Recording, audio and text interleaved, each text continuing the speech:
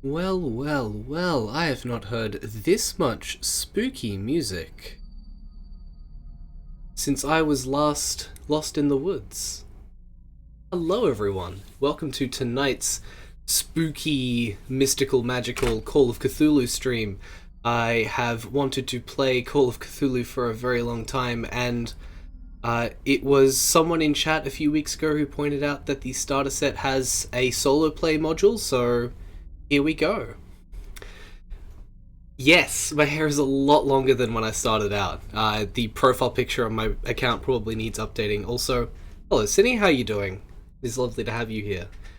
The flannel you're talking about is unfortunately in the wash, or I just pull it out and show you. But yeah, I have absolutely no doubt that other people in the world own a yellow and black flannel. It's my favorite.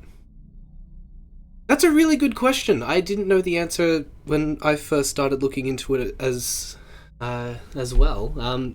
So the Call of Cthulhu 7th edition, I think that's the current edition, it's 7. It has a starter set that has 3 books in it. Book 1 is what we're going to run through today. It's Alone Against the Flame, and it is a solo introductory adventure, which, from everything that I have heard and from the little bit that I will admit, I've read ahead a little bit just because I wanted to get an idea of what's going on. It is almost like a choose your own adventure, but rather than choosing the options that you want, you roll dice. So anytime that there would be a dexterity check or something in game, you would roll the dice, and if you succeed, you go to the option for success. If you fail, you go to the option that fails. Thanks for the follow, by the way. Hope to see you around more often. Yeah, it's really interesting. Book 2 of the starter set is the introductory rules, and then book 3, I believe, is a more traditional adventure for players to go through, with someone playing the Keeper of Arcane Lore as the GM, and for other players to come with as players. So I love the idea of solo play adventures. I think it sounds really cool. It looks like it's going to be a really great way to get to know... Ooh, love creepy music. I think it's going to be a great way to get to know some of the very basic rules of Call of Cthulhu, without having to hassle someone to run the game for me, which is obviously, it's a boon, obviously it's a treat. And I'm also aware that there are other games that do solo play adventures now that I didn't know would at the time. I have the 2nd edition Pathfinder beginner box somewhere on the shelves behind me, and that apparently also comes with the solo play module, which I will probably run through at some point as well. So I think 5th edition has... I don't know if it has specific duet rules. I would refer to that as sort of a duet.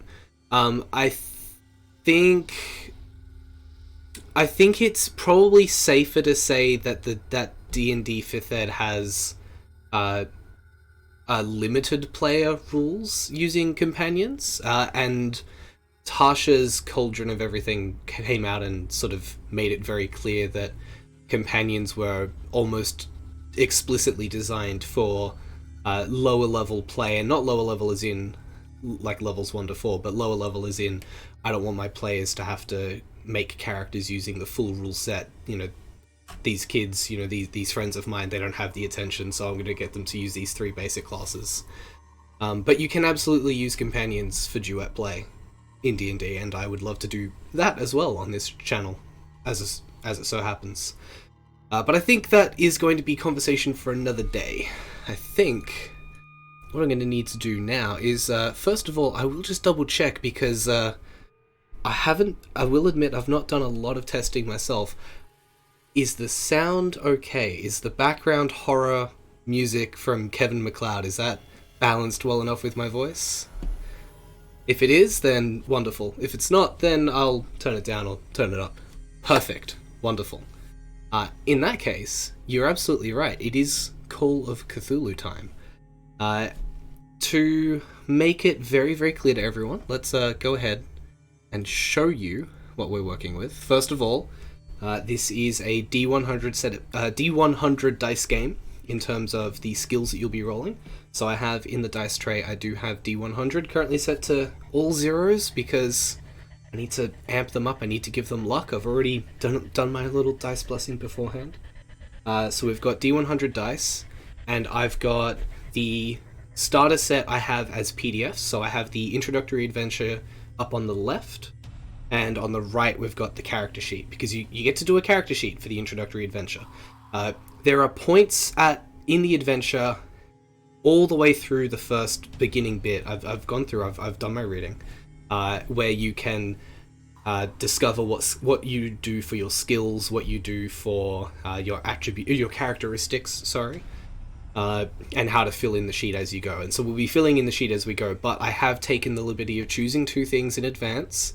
I've got Eugene Hastings is the name of my character, and I didn't actually type it in, but there is an option to pick your occupation at some point in the adventure, and one of them is Private Eye, and I love private investigators. This game is set in the 1920s. I believe this adventure is set in 1927, so we're gonna gear ourselves down to this. It's a 1920s America, I believe. So this is how we're going to be running things. And yeah, I've got a dice cam, so you guys know it's a pick your own adventure, and you can absolutely go through it and not roll any dice and just choose what you want. I have no doubt you can do that, but we're going to roll the dice. We're going to play it fair. This is how we do things here. So, without further ado, I get the feeling, given there's a lot of text here, that this is meant to be a read in your mind kind of solo adventure. So we're going to have some fun, and we're going to see how quickly I get tired of reading out everything. Let's have some water before we start, actually. And make sure you stay hydrated, friends. Have a bottle of water by your desk. Do something like that. It's very bright on my face. I don't know how I like that. So, the sun is high in the sky, a merciless ball of heat. You feel scorched by the time you reach the bus halt in front of Osborne's drugstore. It's a relief to put down your heavy cases and take off your hat for a moment. You fan your face. It has been a long summer here in your hometown, and yet a curiously empty one. You look across the street at the grubby butcher's shop, the grocer's with its faded awning, and the shabby tobacconist.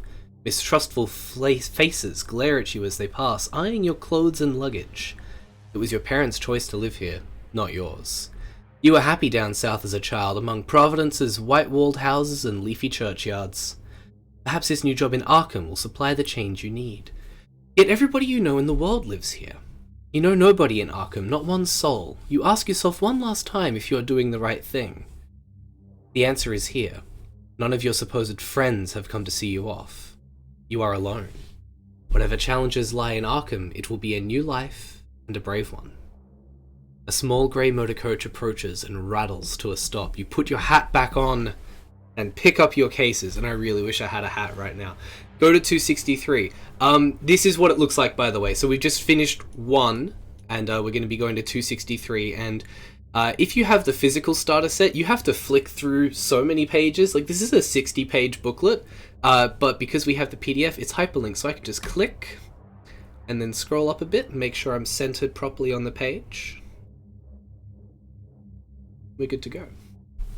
2 young men with sullen expressions alight from the coach. One looks you up and down before heading away. The driver also steps down, glancing at you before crossing the road to visit the tobacconist. When he returns, he is rolling a cigarette between his yellowed fingers. He gives it a final twist and examines you as he reaches for his matchbox. He is a thin man in his 50s, dressed in a stained shirt with the bus company emblem, yet his eyes are sharp in their dark sockets. Where to? I gotta do the voices. The book doesn't do the voices, so where to? You show him your ticket for Ossipee. From there you will connect to Rochester and Portsmouth before the coastal line to Newburyport and, finally, Arkham. You should be able to afford a rail ticket for at least some of the way. Otherwise this will be the first of many long bus trips. The driver scratches the match and lights his cigarette. The end flares as he takes in a draw. Then he exhales and gestures to the back of the coach. Luggage rack's up there. Look at your investigator sheet. Wow, look at this. We've got an investigator sheet. At the top, you have spaces for 8 characteristics: strength, constitution, power, dexterity, appearance, size, intelligence, and education. Interesting. Intelligence and education are separate. I like that.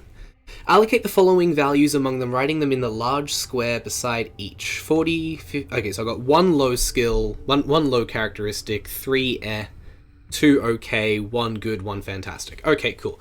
I'm a private eye. I'm 100% a private eye, so we're 100% putting 80 into intelligence, because we're smart. But that doesn't mean we're book smart. I'm actually going to go ahead and say that education is our lowest stat. No, maybe not our lowest stat. Make it a 50. Appearance 50. So I've got an 80 used already. I've got 1 more 50. Let's have 50 size, maybe. And then we'll have I feel like maybe a 60 con, 60 power, and then I gotta pick a 40 and a 70 between strength and dex. Private investigator, probably going to be... Is it private eye or private investigator? I always wondered. Yeah, I mean, I've always... Because of the reference to eyes and, you know, eyes seeing things and stuff, I always wrote it down as a kid as private eye with the letter I, but used to make the eye, like the little thing at the top of the eye, I would try and draw an eye. That lasted all of about 1 week when I was a kid. Okay, we've got a 70 and a 40. Our high and our low. Actually, no. What I'm going to do... Strength 60, Dex 70. I'm going to make this power down here is our 40. There we go. And for... We'll zoom in so we can sort of have a good look. Because we're using the PDF provided by Chaosium, it autofills everything. It's form fillable in Adobe and it does all the math for us. So eventually the book is going to tell us, hey, there's these tiny little squares and one of them is half the value and one of them is 1/5 of the value. Write them in these things because they're a hard success and an extreme success. Like the smaller the number, the harder it is to do. So that automatically fills out, and it also automatically fills out our size characteristic here. I think it may be a little bit broken. We'll wait and see. Anyway, when you have done that, go to 8. Wonderful. The driver smokes and watches as you drag your cases to the back of the motor coach. The rack is set inconveniently high on the vehicle. You get a grip on the heavier case. If your size is 40, go to 23. Well, our size is 50, so we go to 38. 38 to the... Here we go. The driver continues to enjoy his cigarette, watching you with keen interest as you struggle with the cases. You grit your teeth and heave the second one into place. Perhaps the residents of Arkham will have better manners. Woo! Woo! Go to 233. Gladly. Looks like we gotta go down here. The driver flicks his cigarette into the gutter and steps into the motor coach. Its engine coughs into life. You board, grateful that you will be the only passenger for the initial part of your trip at least. With mixed emotions, you watch from the window as the tired avenues of your old home slip behind you, receding into the distance. For a few minutes, you can still see the church spire over the brow of a low hill. Then the road dips and it, too, is gone. Arkham is your new home. You will travel there and make a new start. Yes, we will. You will see two smaller boxes to the right of each characteristic value. Half each value, rounding down, write the result in the upper, and then divide by 5, rounding down, write it in the lower. We will use these numbers later. In the strip below, you will see tracks that record sanity and magic points. Beginning sanity is equal to your original power, so we've got 40 sanity. It's a really good value for people who've played Eclipse Phase.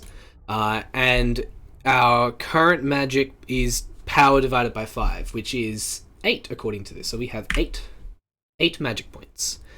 I don't know where we learn spells in this game, but there you go. Ooh, I didn't realize this playlist had, like, creepy nursery rhyme. Then go to 134. Sure. The coach putters through the countryside. At first, the interior is stifling and your stomach lurches with every bend in the road. However, the driver opens his window, and by switching seats you find a spot where the breeze hits your face.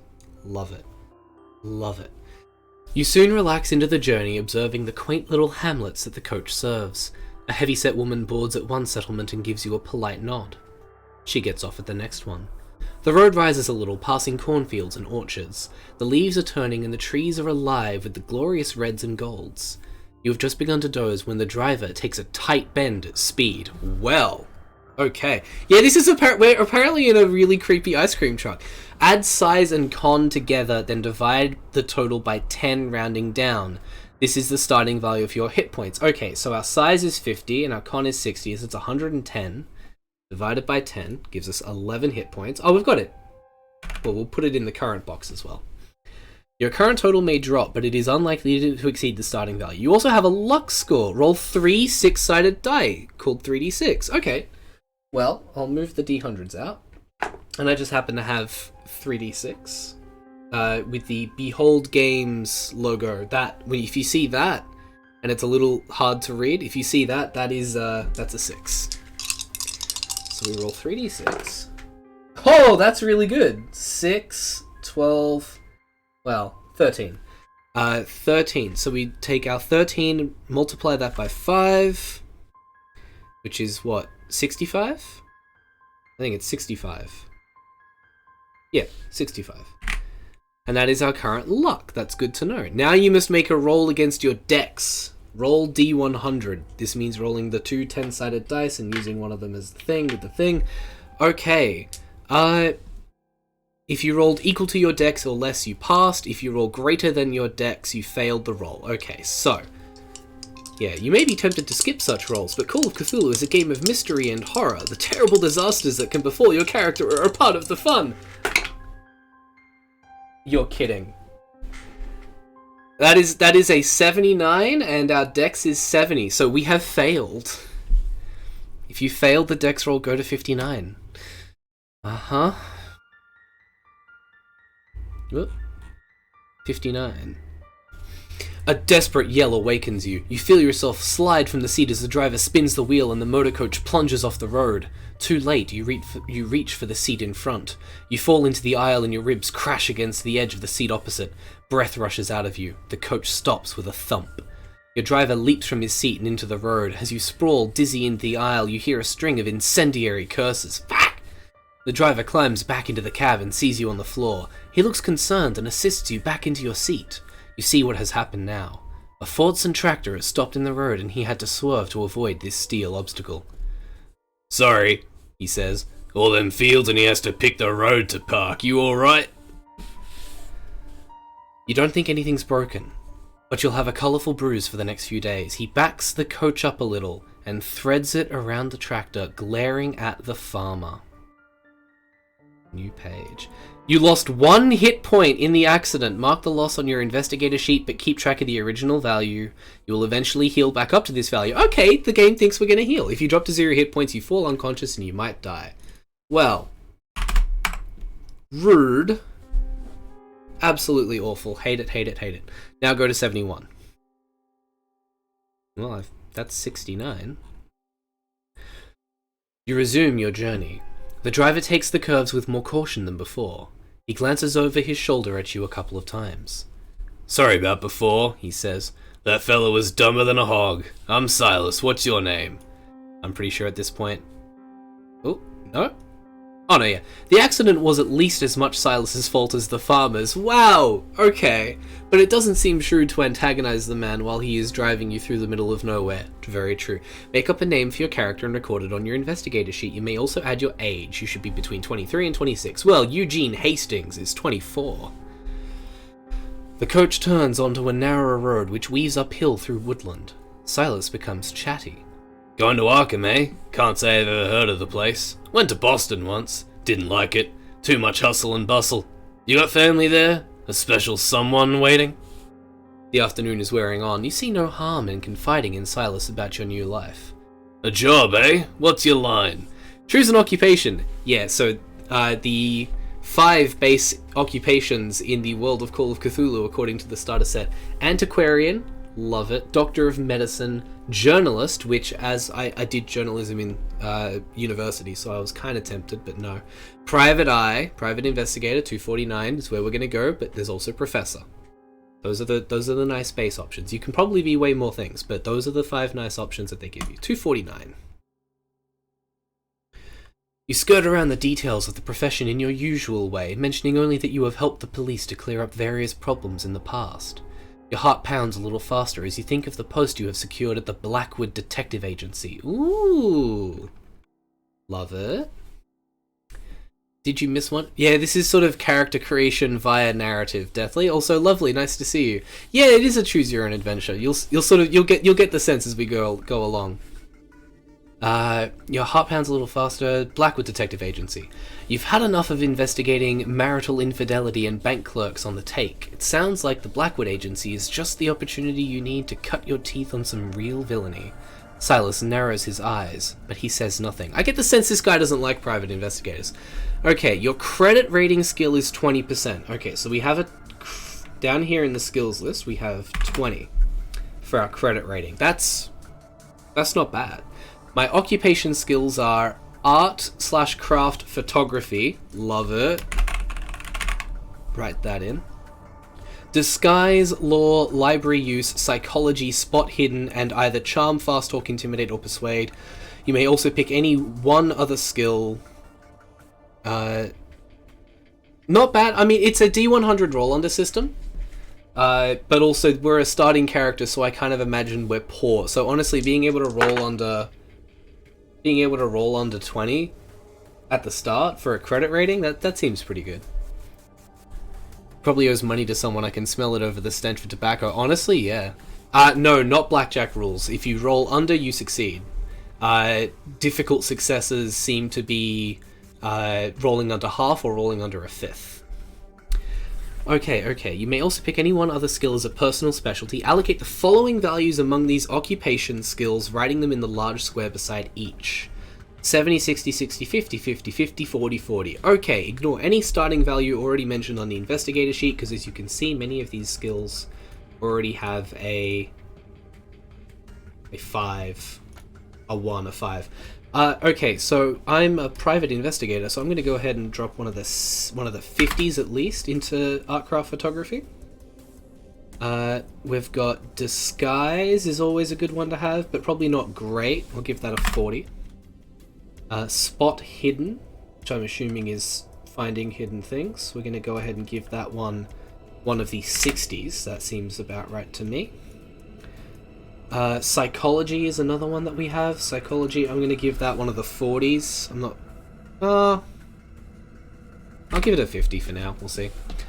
I skipped over library use. We said earlier I'm not an educated man, so we'll go ahead and do 40 for that one. How many 40s did we have? 2 40s, so we've used our 40s. This game, it has a lot of skills. I'm kind of okay with it though, to be fair.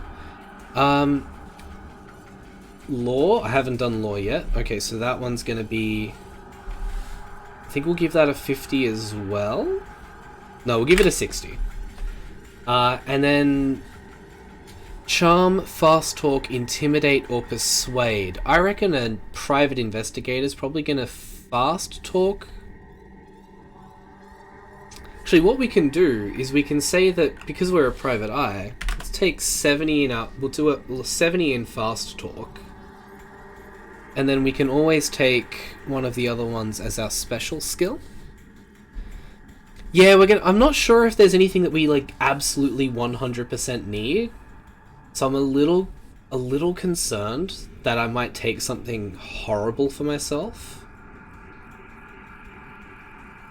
So part of me kind of wants to take drive auto, given that we were just in a car crash, but also that seems like a bit of a dick move.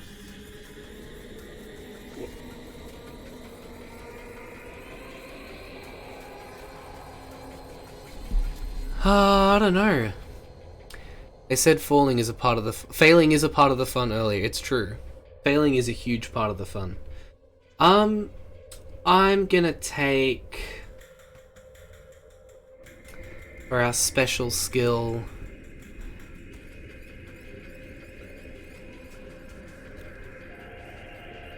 You know what, let's take Fighting Brawl. Why not? Gotta be good at punching our way through criminals sometimes, right? I would hope so, anyway. Okay, then go to 128. We're done? Yeah, 128. You realise Silas hasn't made a stop since the incident with the tractor. The motor coach winds its way uphill. However, your thoughts are interrupted as the road crests a ridge and you are treated to a magnificent view of the vista below. Let's go ahead and time this person out, shall we?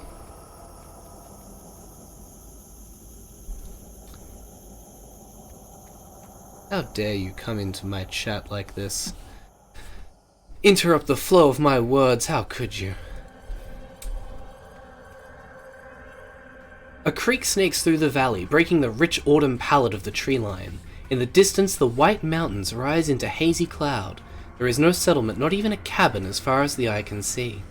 Birds drift through the treetops and you can just make out what might be 2 white-tailed deer lingering by the water. Perhaps you are making a mistake by moving to the city. Could you survive on your own in this lush wilderness? You have a base ability in most skills listed in brackets after the skill name on the investigator sheet. For instance, you have 20% in climb and a base dodge equal to half your dex. Oh, okay. Well, our dex is 35, so I'll go ahead and put that in now. Good to know, good to know. What's next? Rest of this page. Choose 4 skills which are not your occupation skills. These are your personal interest skills. Boost each of these by 20 points. Okay. PDF is going to do our half and 1/5 values, so now I need to pick 4 more. I have to pick 4 more skills? Is that really a thing that I now have to do? I just picked some skills and I agonized over some of them. Okay. Let's go ahead. I'm going to increase our first aid to 50% because I hurt myself earlier and I would like to put a band-aid on my owl. I'll go ahead and I'll increase, because I don't think I ended up putting that other skill into one of the talking ones. I'll go ahead and I'll put 20% into charm, so we get that to 35. Kind of like the idea of having a better history skill. I don't know.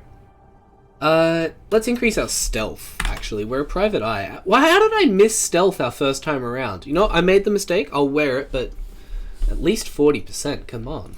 Pixel, what are we doing here? And locksmith. You think locksmith? Okay, we'll do locksmith. To 21% locksmithing skill. Man with 2 hats do a flip. I mean... Is there a flip skill? I don't think there's a flip skill. Nah. There's a jump skill. Okay, you know what? Why not? 20%. Yeah, it's a 98. We do not flip. Sorry to disappoint you, the man from the XKCD comic. Remember to band down. If you're bored of calculations, you can leave the math until it becomes necessary, or if you're using the interactive PDF, yada yada yada. Now go to 144. Wonderful. 144. The motor coach rattles on through the hills and Silas lapses into silence. The sky darkens behind you, pinks tinting the clouds as the sun descends. Finally, a welcome sight comes into view, a settlement on the crest of a hill. This doesn't look like the pictures you've seen of Ossipee, but perhaps you can persuade Silas to stop while you stretch your legs. Minutes later, a harsh stuttering from the engine interrupts your reverie. Silas frowns and rattles the gear stick. The motorcoach falters in its ascent. Silas utters a curse you don't recognize and grinds his teeth, struggling at the wheel. You seem to inch up the hill until you reach the first buildings, low dwellings constructed from a rough red stone.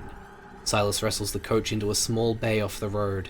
He scrambles from his seat and makes for the engine compartment. You must now choose to make a roll against Drive, Auto, or Psychology. Okay. Yeah, you need to roll under the number written. So a 98 was not under 20 by even a little bit.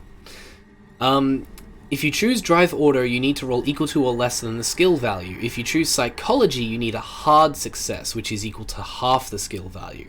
You may attempt only one skill roll. Okay. So Drive Auto we have at 20%, but half Psychology is 25, so we're going to make a Psychology check. Hopefully. Come on. Dice. 65. We fail. Oh well. Go to 194 when we fail. Done. Silas opens the engine compartment. Wait. Hey, Delta, how you doing? Nice to have you back. Welcome to the creep. Silas opens the engine compartment open. I'm gonna go ahead and... Silas props the engine compartment open and sticks his head inside. The hot metal pops and sizzles. He pokes at various components and withdraws and wipes his brow, smearing it with dark grease. I ain't sure what's wrong. Might be the oil pressure, might be something knocked off kilter when we took that spill. Can't do much till the engine cools neither. And with the light failing, I reckon we'll be here through the night. He wipes his hands on a rag. The shadows from your surroundings are already long and the air is chilly. You feel stiff from the journey, and a night in the rickety coach sounds unappealing. Silas sees your dismay. This here's Emberhead, miles from any place. I only come through twice a week, but the folks here are good people. May Ledbetter keeps a spare room, she'll look after you. Up that alley, turn right, first house on the left. He scratches his cheek, looks again into the engine compartment, and spits on the ground. Meet me back here at 8 in the morning and we'll see how's we stand. Okay. Looks like we're finally starting to get some non-yes-no choices, so to look for May Ledbetter's house, we go to 267. We can also ask Silas where he'll spend the night, and challenge him about the breakdown. I don't know why we would challenge him about a breakdown. I choose to believe the curse you don't recognize is horse-related, 100%. I am also a little bit tired, but I'm not doing too badly.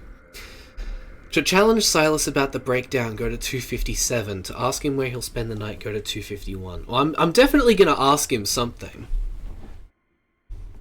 I'm worried this is going to be like a Fallout 4, where I say I'm doing the sarcastic option, and I end up just brutally murderizing someone with words. What do you guys... We're a private investigator. Are we paranoid? Are we paranoid about this weird, creepy town that we're just barely arriving at in the dead of night? Or do we trust in the process? Tell you what, I'm gonna roll a d6. 1, 2, 3, we trust. 4, 5, 6, we'll see what challenging does. That's a 6, so we're challenging him about the breakdown. I don't know what that means, but we're doing it. 257. It says how to confront him with my suspicions, but okay. I don't know what the suspicions are. I just am, because it's a Call of Cthulhu game. You confront Silas with your suspicions. His brow darkens and he shows a mouthful of twisted teeth. Ain't that just like you city types? He spits, thinking the worst of a man after he's gone out of his way to attend to your comfort. He stalks around to the back of the coach and hauls your bags from the rack, dumping them on the ground at your feet. Take him, otherwise I'll guess he'll be accusing me of thievery in the morning. He marches off into the darkness, raging. That could have gone better. Honestly, it could have gone better. Wow, cool. I don't know what my suspicions are. Cool. I'm not gonna lie, it's the 20s. I'd probably be offended too if someone just kind of went, I don't believe you about something. This is anti-British propaganda. I don't know about that. 267. Nope. Well, we skipped to something that said the end, so let's not do that. You drag your cases between the sullen buildings. You feel surprisingly weary considering you have spent all day sitting down. Silas's directions lead you to a modest dwelling with a slate roof. A nameplate reads Ledbetter, and underneath a sign in neat copperplate reads Lodging Room. The lane around you is gloomy, but a lamp flickers in the window. A breeze chills your face. You're not about to begin your new life by sleeping in the street. You rap on the weather-beaten door. Go to 4. Okay, I'd go to 4. I can do that. We're knocking on the door of May Ledbetter's house. I am not from the UK. I have been living in Australia my whole life. I do have an incredibly northern English Manchester bound stepfather that I spent a lot of my formative years with. That's Red Abdel in reverse. Thank you, man, with two hats. I appreciate it. I'm 90% sure I know who you are in real life. I'm hearing it in your voice, just so you know. Australian accent, love it. Thank you. I don't know if it's an actual accent, but I'll take it. After a moment, you hear footsteps inside the house. A bolt is drawn back and the wooden door swings open. A figure with loose curls and rough-looking house dress peers at you. Her gaze takes in your travelling suit and your cases. Her voice has a slight Irish lilt. Oh, I can't do Irish. I'm not even going to try a slight Irish. I'm just not. It's not happening. I'm not going to try it. Hello, should I take it as you're looking for a room for the night? You inquire as to her rates, suppressing a grimace. As far as you've seen, the village does not offer you many alternatives. Oh, you'll find them very reasonable, she says. You look tired. I'm May. Come inside and we'll talk over a cup of tea. The Ledbetter house feels cramped with a low ceiling and simple fittings, but it is well kept and a cheerful fire crackles in the grate. The aroma of the tea is soothing and the cup warms your fingers. Have you come to Emberhead for the festival? Asks May. To explain what happened with Silas and the coach, go to 14. To ask about the festival, go to 21.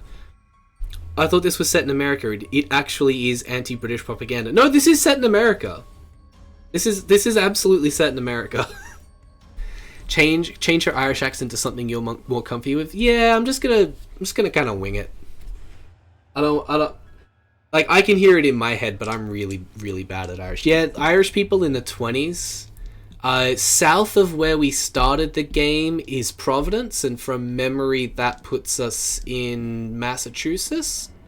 I can never pronounce that state's name properly. And from memory, there's a lot of Irish people settled in around Boston and stuff. So keep that in mind, I guess. I'm just giving voices the way I feel like I should. Massachusetts. That's a big old Massachusetts, if you ask me. Anyway, have I come to Emberhead for the festival? I have not, and I don't want to explain what happened with Silas and the coach, because I'm still raw about that time I confronted a man about suspicions I didn't actually have. So, let's go ahead and ask about the festival. In the 20s, tea in the US is a totally reasonable thing. This idea that America doesn't have tea is awful. Well now, I suppose the festival's about the only reason folks come to Emberhead. I thought you'd maybe come to study it or take photographs. Well, it's not tomorrow night, but the night after. I suppose it looks very strange to a passerby. May mops up your tea. The spout chinks against your cup. Tops up your tea, not mops up. Oof. We've got the beacon, you see. One night every year there's a torchlit procession and we light the beacon on the cliffs. You've never seen the like of it. They say it keeps the spirit of the village alive for another year. It's a celebration. A celebration. She tails off for a moment and blinks. But you didn't come here to listen to me blather, and you must be hungry. I can roast you up a bit of stew. How would that be? You ask again about her rates, and May names a price so low you accept it without hesitation. The room is small but comfortable, and the stew dark and hearty. After dinner, you have a couple of hours before your usual bedtime. To talk to May some more, go to 31. We can also walk around and get our bearings, or turn in for an early night. What are you spilling tea for? I mean, 'cause Americans. If you know what I mean. Also, yeah, yikes. I have a lot of glow coming from this monitor. Good to know, good to know. I want to walk around and get my bearings, I think. Let's be adventurous. I don't want to talk to May right now. Go to 75. May's brow creases when you announce your intention to take a stroll. Mind how you go, she says. Emberhead's surrounded by cliffs and we don't have your fancy street lamps here. Take the lantern and watch your step. Outside, you see what she means. The sky is overcast and only a few glimmers of moonlight peek from the clouds. Without the heavy lantern, you would be walking in near total darkness. You cannot hope to get an overview of the village tonight. May Street is a narrow passage hemmed in by squat, dark dwellings. At the end, however, it opens up. A wide thoroughfare leads off to your right. A crude sign names it Silbury Street. To the left, a few yards away, your light picks out the crooked posts of a simple fence, and beyond that, the ground drops away into darkness. You take a couple of steps closer, but you can see nothing. Air from below cools your face. Then some instinct makes you look around. Go to 86, oofed. Yeah, this is one of those ones where you can die in the tutorial.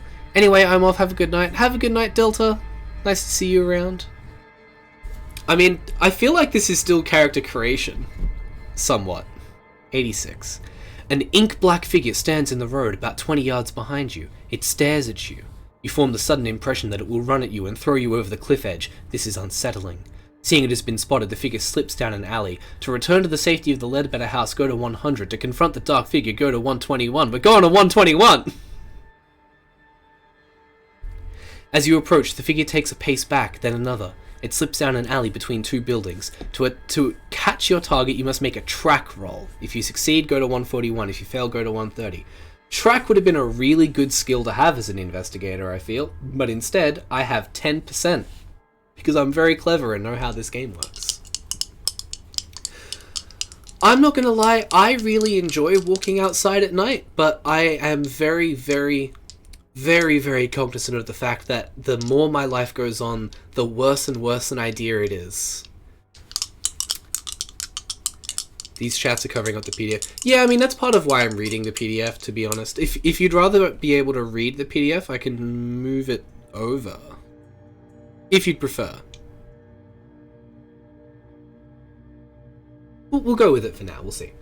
Anyway, track, 10%. Come on.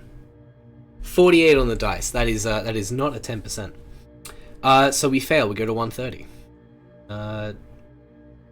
30 I'm assuming is on this side. The figure moves fast with almost silent steps. You are hampered with a heavy lantern in an unfamiliar environment. You emerge from the alley into a dusty courtyard and can detect no sign of your quarry. You scratch around for a few minutes, but the figure is gone. It seems unwise to continue your stroll through unknown dark streets while this threatening presence is abroad. You head back to the Ledbetter house. Well, I wouldn't do that, but fair enough. May lets you in and settles back in her chair. Soon she begins to yawn. I believe I'll turn in. When would you like your breakfast? I would like it now, please, because I'm hungry. 63.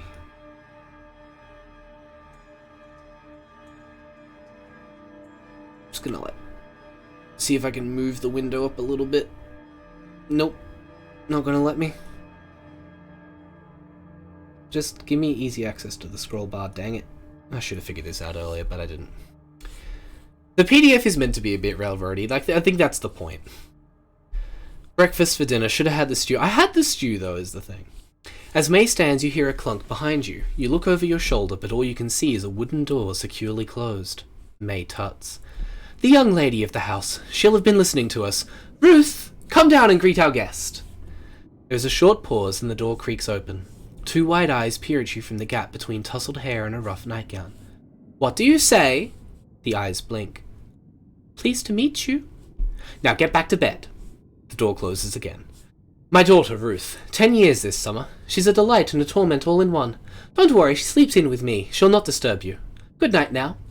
You retire to your room. It is a little chilly, but you are too tired to worry about lighting the fire. That's a mood. The sheets are clean and the bed soon warms up. The silence outside is strange after living in a town for so long, but you soon drop off. Go to 154. That's thorough in reverse. No, it's not. That's not how you spell Ruth. You dream of fire in the grate, coruscating colours shimmering through the dancing tongues of flame. At first they are tiny, almost microscopic, but they grow and grow until a kaleidoscopic inferno spills from the fireplace, spreading across the floor, up the sheets. You wake with a start. Daylight glints through the curtains. You get up and examine the grate, blinking the sleep from your eyes. It is quite cold. If you have taken any damage, you may heal 1 hit point back from your night's sleep. Oh yeah! Getting that 1 hit point back from hitting myself in the side of the ribs with a bus seat. Now go to 166. Yeah, okay. May seems to have no running water, but has supplied some in a ceramic jug. You freshen up at the washstand and go in. She cooks a hearty breakfast and leaves you in peace to eat. At about 7:30, you are paid up, packed, and ready to go. You bid May goodbye, and she wishes you the best for your new career in Arkham. If you succeeded at a skill roll last night and wish to investigate the results further, go to 178, otherwise go to 192. I've not succeeded anything since we started this, so 192 it is. Also, I assume that a hearty breakfast is bacon and eggs and toast and beans and sausages and a roast tomato. That's my breakfast. That's my breakfast, in my mind. We failed everything. No, I failed everything. You cheered me on, but truly it is I, and actually no, it's not I, it's these dice. These damn dice. 77. Yeah, these are not rolling very well. Onions, though? Yeah, onions are pretty good. You're already tired of your heavy bags. Hopefully Silas has repaired the motor coach and you can resume your long journey. A sourpuss he might be, but the old driver seemed to understand his vehicle well enough. You pause to check your watch, still 20 minutes early, and round the final corner. The motor coach is gone. This is why I had suspicions! Knew it. I knew it. I knew there was a reason. I'm getting a message from someone. I am pretty sure that... What? Oh, apparently someone has new dice for me. That's good to know. Actually, someone just texted me and said, I have new dice for you. These dice, behave. Behave or you'll get replaced. Come on, let's get you back on those zeros. The man with two hats is right. Ah, yeah, he's just left me behind because I pissed him off. Yeah, I think he may have left even if I hadn't pissed him off, so I am suspicious. Zero trust. None. You put your bags down and search the area, trekking up and down slopes and around corners. At the edge of the village, you trace the long road back as it winds across the hills. 8 o'clock comes and goes. There is no coach to be seen. A passing villager notices your bags. Looking for the bus? I heard him take off at first light. He's due back in 3 or 4 days. If you need a place to stay, May Ledbetter rents a room. The man raises his hat to you and strolls into the village. I give him the finger. You curse Silas under your breath. Perhaps he went for parts, but you wonder if the old goat has stranded you here on purpose. I don't wonder. I know. I know. Yeah, 3 or 4 days. This is like 1920s rural public... Like, this is a Greyhound bus. Back when Greyhound buses were like 10 people big. Go to 218. May is doing laundry and looks surprised to see you again. Forgot something. When you explain the situation, she offers to store your bags while you try to arrange alternative transport. You are grateful to relinquish the load. Nobody here has anything like a car. She strokes her chin and narrows her eyes. Maybe you could find somebody with a... Scroll. With a horse and cart for your bags. I could ask around later. Try Mr. Winters at the village hall. He'll know if anyone will. Or ask among the artisans. Their workshops are first left on Silbury Street. She reaches over and squeezes your wrist. Don't worry, I won't see you sleeping in the street, money or no money. You thank May and turn to face the village. Go to 6. Woo! It's a nice picture of a village. Can we see art, both in and out of game? Yeah, you can see art. Here we go. So this is a nice picture of what looks to be a dilapidated church building, and I imagine that that is 100%. Do they have art of Silas? Oh, the lady. Oh, back in, Does anyone remember the number we were just at? Because we were at 179. I'll tell you what, we'll scroll through. And we'll see if we recognize the art. Oh! That's a bear. That's some cliffs.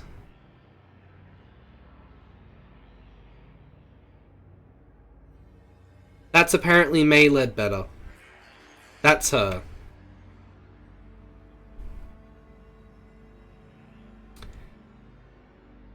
Well. Yeah, no one told me there were going to be bears either. Anyway, let's go back to 6. Pocket dress. I mean, I would love a dress with pockets, to be honest. You wandered the streets of Emberhead without any particular destination in mind. The village is built on relatively flat upland with splendid views. To the north, the hazy tips of the White Mountains reach for the heavens. To the south, the sparkling waters of Lake Winnipis. Please hold for Google.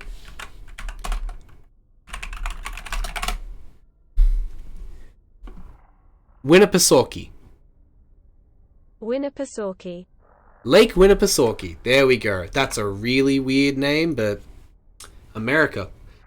The sparkling waters of Lake Winnipesaukee touch the horizon.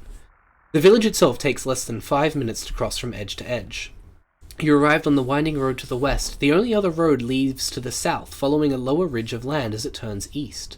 In the southwest of the village, an open grassy space borders a ruined church, its graveyard cresting the cliffs. To the northeast, the three main thoroughfares meet at a raised black metal structure. It looms, stark against the blue sky. Okay. I'm assuming it's a Native American word, or it's one of those, I know there is a history in, I think, the West, where they took the names that Native Americans were providing for things and kind of went, well, this is what things should sound like, and made up their own words that sound kind of like that. So, I'm not sure. Let's find out.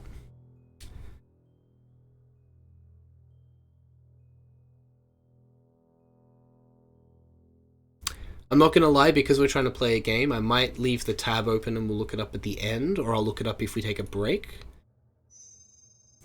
Just because, we're already an hour in. We're already an hour in. Gee willikers. G. Anyway, let's continue. So we can ask about transport at the general store, go to the village hall, which May mentioned. Walk down to the lower level and check out the eastern road, examine the metal structure, explore the church, or look for local people with their own transport needs. Given that she mentioned like horses and carriages, I'm going to leave the local people alone. I might just go straight to the village hall, which is 84. The village hall backs against a cliff at the east end of Silbury Street. It's the largest building you've seen so far in Emberhead. It is, however, locked and shuttered. You walk around it, peering through gaps in the shutters. There seems to be one large room, presumably for community meetings, and a smaller annex that serves as an office and archive. One of the windows is bricked up. Back at the main door, you can see no posted opening hours. Mr. Winters doesn't open up mornings this time of year, says a grey-garbed woman passing by. Best come back this afternoon. You ask whether the office has a telegraph. Don't know, she shrugs. Who would we call? I'll have to try again later. Go to 25. Well, I mean, that was a waste. You are beginning to get your bearings. Would you like to explore some more? I can choose another option from those below. Do not repeat a previous choice. Once you have tried 4 options, or before that, go to 3. Okay. Hey, Cheeky, nice to see you. Ask about transport at the general store. Seek out the village. We've done that. Let's go and check out the lower level.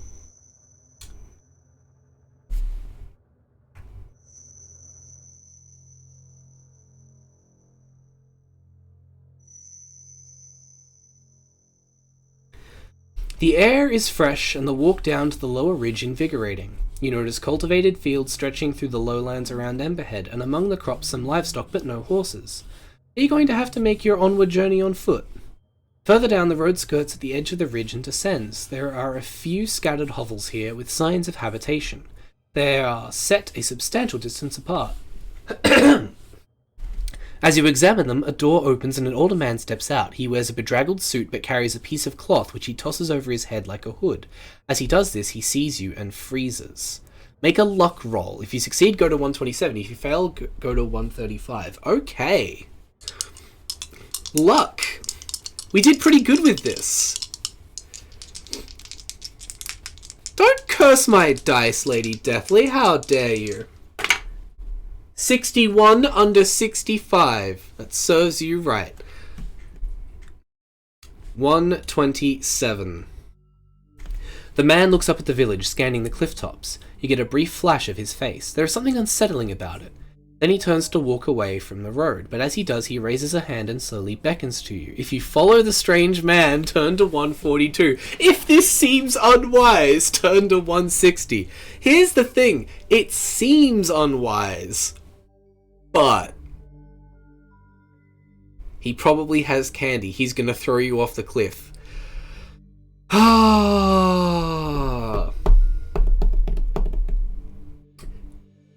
No, I gotta know. 142. Here we go.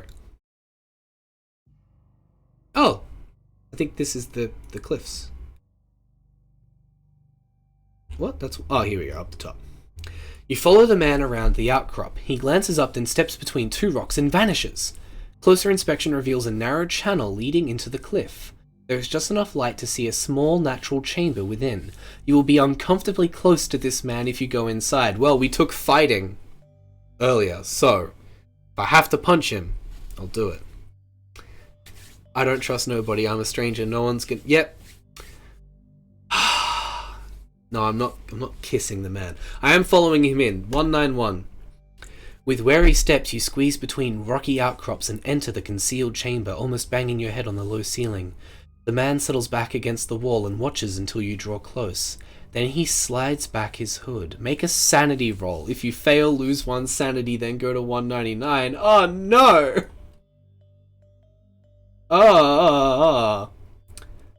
I think that means I roll under 40.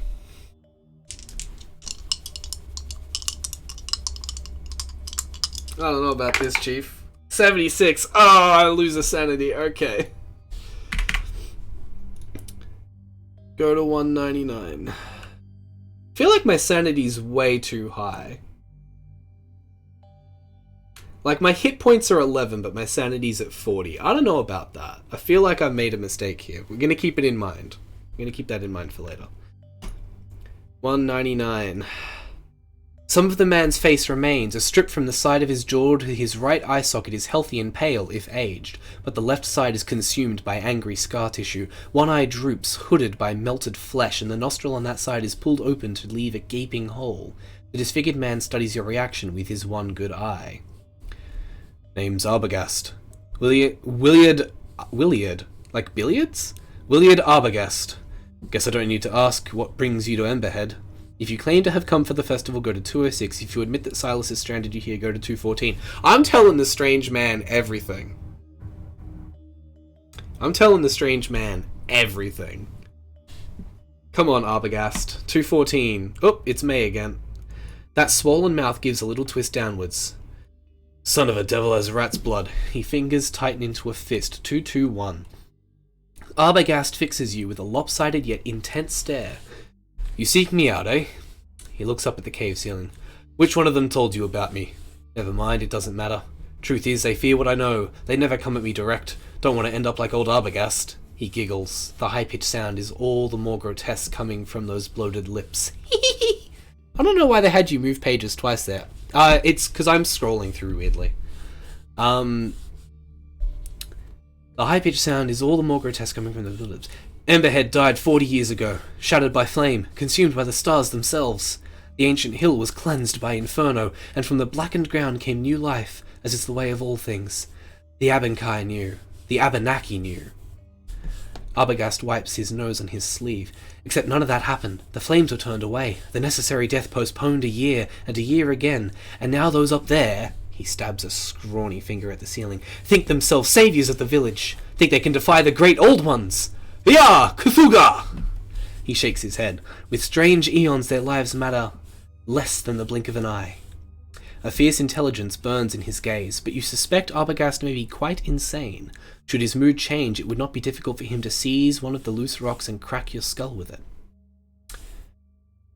Hey, I don't think this guy has candy. I'm gonna say that. I don't think he's got candy. I think I might be a bit fucked here.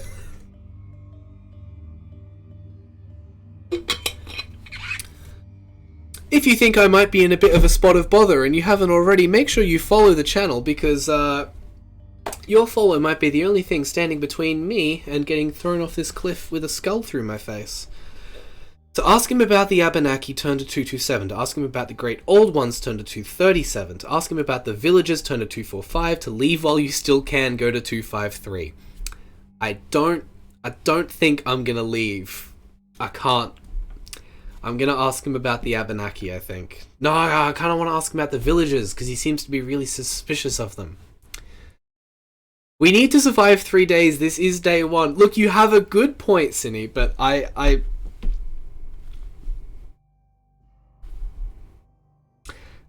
Never back down on a pair of 3s. Okay, I'm gonna ask about the Abenaki, 227. The Abenaki, he frowns. They knew this land and cherished it. They lived here in harmony for their allotted time. Air and earth, water and fire. They accepted every daybreak as a gift, and they trod lightly on the land. Yet we came and we ended them. Their time is past. Now ours too must end.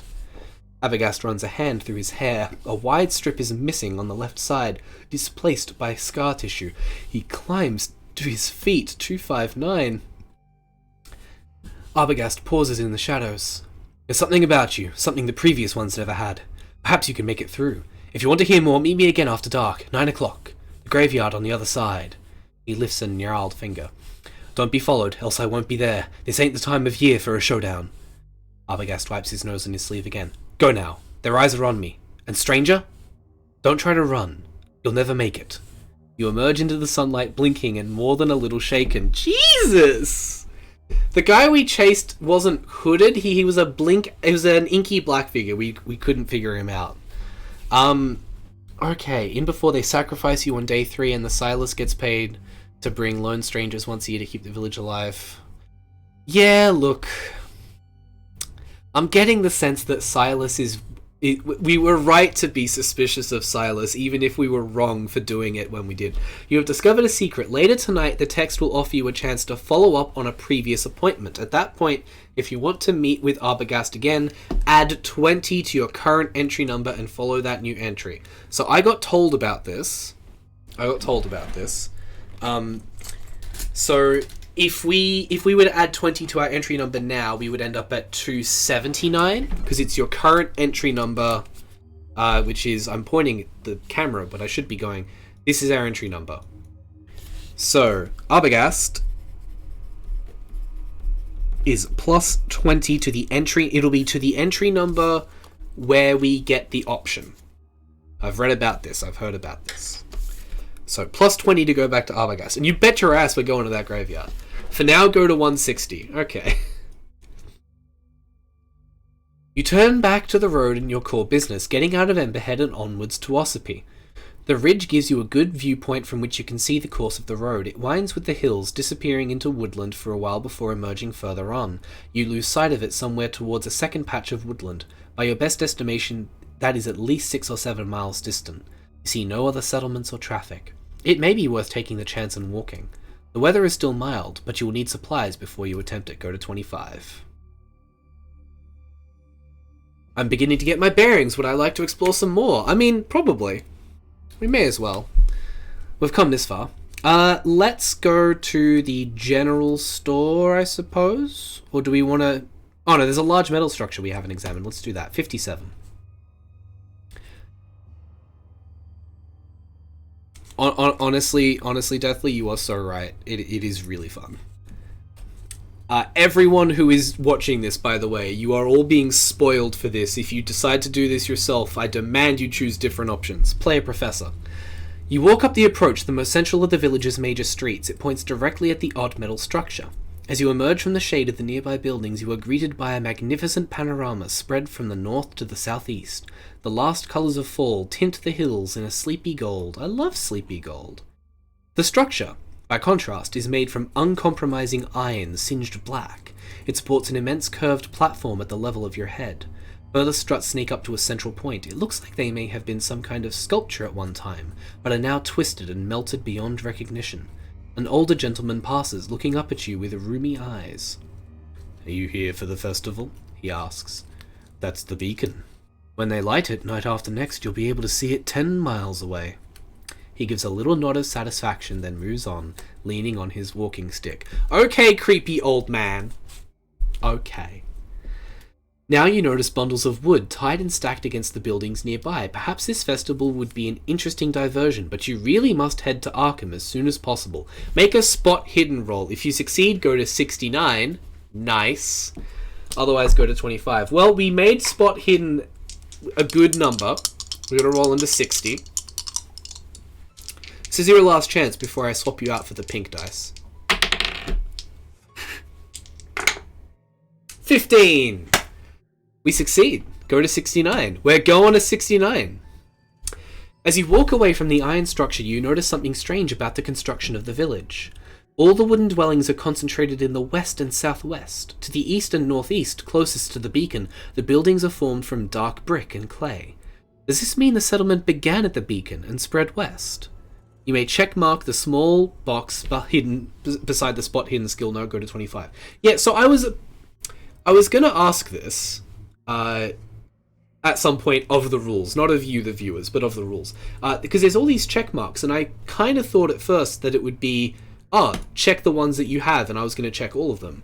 But then there is an existing default mechanic for if you don't have a skill that doesn't involve checking the box to change anything. So it turns out we tick them when we get told.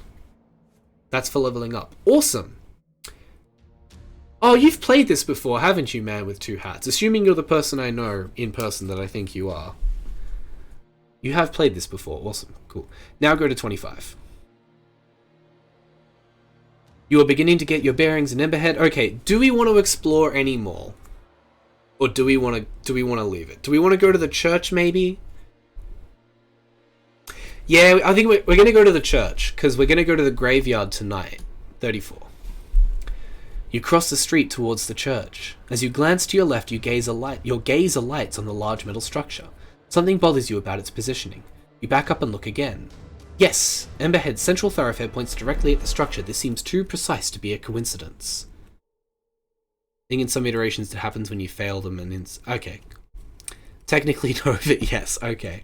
You press on and draw into the shadow of the church. The building is in a sorry state. The top of the steeple is missing, a ragged gash of splintered boards marking its absence, and the floors beneath it have collapsed. It appears to have torn through the roof of the main building as it fell. Only the back half is still intact. The white paint, which once covered the church, has yellowed and peeled. It seems safe enough to explore the rear section. Old pews are stacked against the wall, choked with mildew. Most of the windows are broken. You guess this church has been disused for about 20 years. There is little more to interest you. Make a ride roll. You may have a bonus die. Roll the 10's percentage twice and take the lower result. Okay. So, what is ride as a skill? 5% is my base. What is the... Okay, for the first time, we're going to look up the skill list. Because I want to know what it's meant to mean. Ride applies to saddle horses, donkeys, and mules, granting knowledge of basic care of the riding animal, riding gear, and how to handle the steed. Okay, so it's riding. Okay, so I get it with a luck, a bonus die rather. So I roll the 10's twice and take the lowest. So I got to get a 0 on the percentage. I got a 0 on the ones. Here's my bonus. I rolled a 70 twice. We failed. So go to 25. Okay, so that's it. That's the church. That's the church. Okay, we're gonna do the general store and that's it. Last thing. 16. The general store is on a corner beside the main road, just before it plunges to the south. The shopkeeper is a brisk, immense lady with a starched apron and strong shoulders. She looks hard at your unfamiliar face. Transport? As a motor coach comes through twice a week. Missed it? Truck brings in my supplies every second Tuesday, but he's not due till next week. She shrugs. It seems Emberhead is content to keep its distance from the outside world. You have enough money to buy 1 or 2 inexpensive everyday items. Note them down on your investigator sheet. Remember the year is 1927. The shop stocks no weapons except a dusty hunting knife which you may purchase if you want. Is blades or knives a skill? No, it is not. Okay, well, I mean, in that case, we're buying a hunting knife. Apparently I have gear and possessions. Hunting knife. Sure. I would also like to buy cigarettes. It's dusty, not rusty? Ah, close enough. Okay, then go to 25. Okay, so we're out of options now. We've explored all the things that we can explore, so we're going to 3. Your morning exertions have left you hungry. You roam the streets of Emberhead looking for sustenance. There is nothing resembling the busy cafes of your hometown, or anything that might be called a restaurant.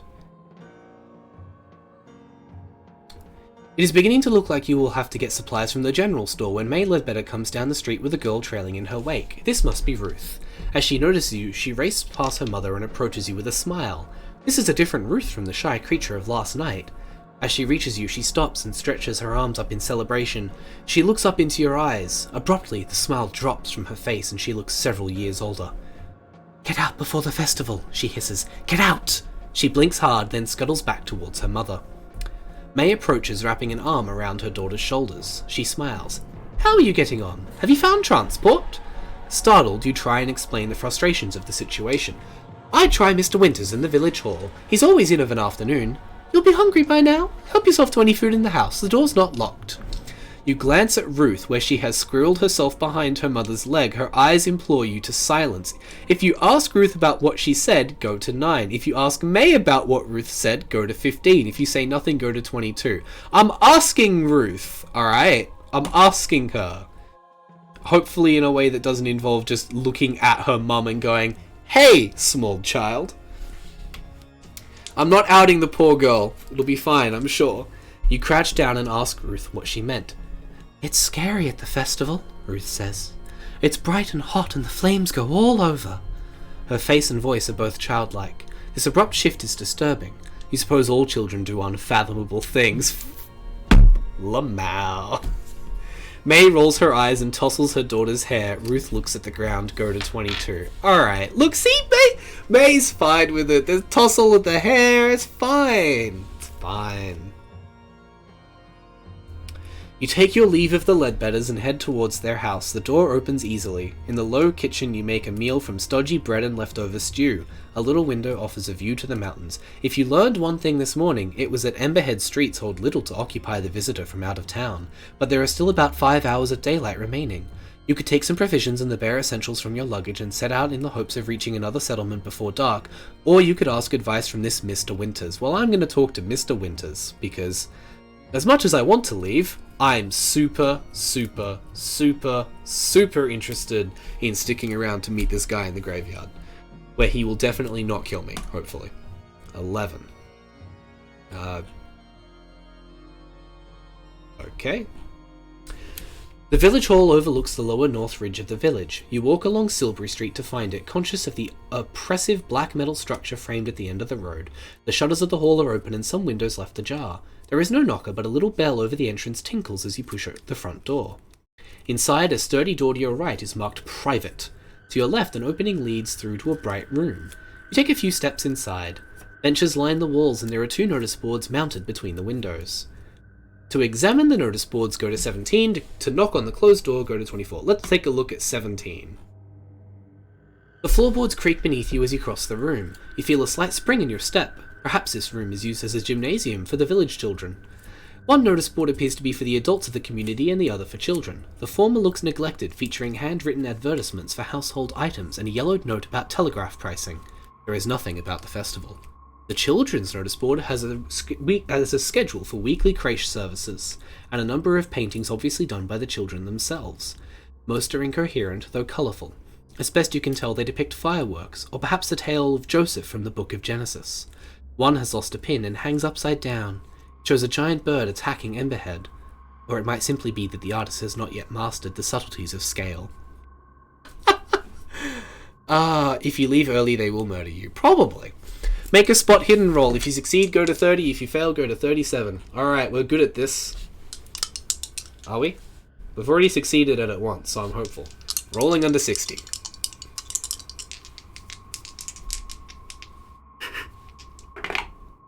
$49! That's a success! Go to 30. Oh!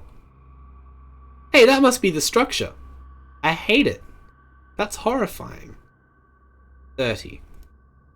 As the afternoon sun hits the floor, you notice something curious. The boards under the windows are newer than the boards in the center of the floor.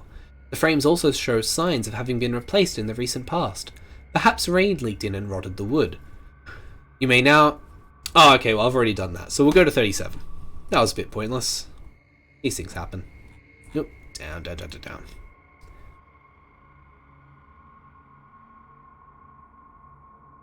It's probably a Chekhov's herring. Don't worry about it. It does, it looks like a great place to burn someone. The door scrapes behind you. A middle-aged, bespectacled gentleman appears in the doorway.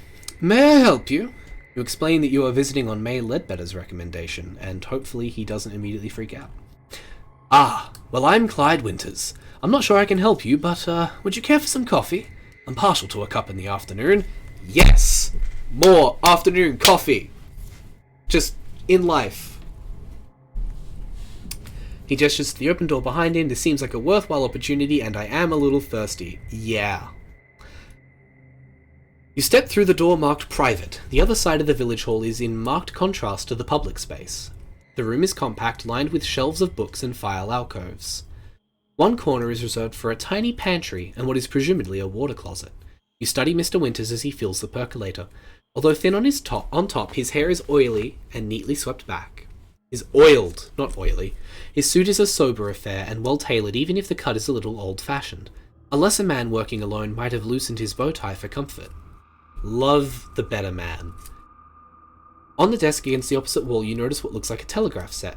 To ask about the telegraph immediately, go to 56. To make small talk with him first, go to 49. Nah, let's get out of here. 56. The telegraph? Much as we value our isolation, we do need the link sometimes. You are hoping to send a message? I must apologize, the line has been down for 2 weeks. I reported the fault, but of course, they're not so speedy when the problem lies in a rural area. I'm expecting a repair the day after next. That's suspicious timing there, Clyde. I do appreciate how frustrating this must be. The coach is due in, 3 days? But I think he's going west. Perhaps you might engage a wagon? One of the farmers might. You explain that you have asked a few of the residents already, but to no avail. I tell you what, Winters pours you a steaming cup of coffee. The dark liquid smells rich and strong. Probably tried to use the telegraph to report the problem. Now that'd do it.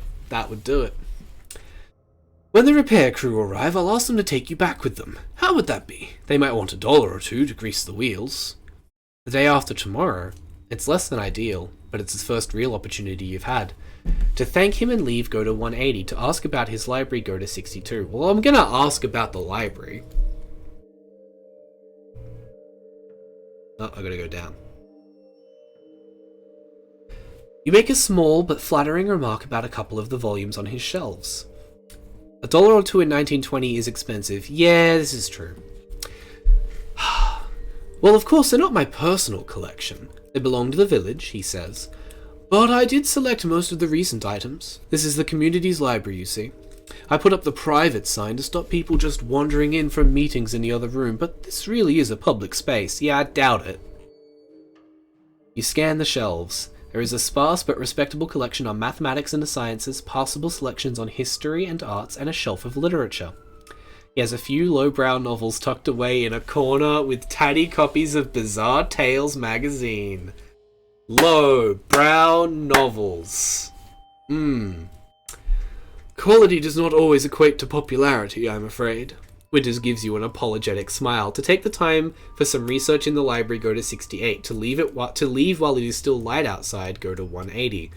Do we have time to do some research in the library with our library use skill of 40 and our education of 50?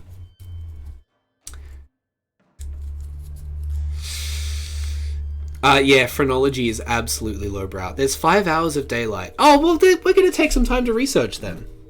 Go to 68.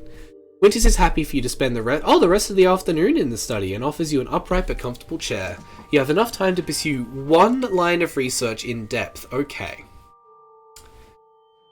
History of the area, read about the festival, something from the sciences, weird fiction. Let's read about the festival, shall we?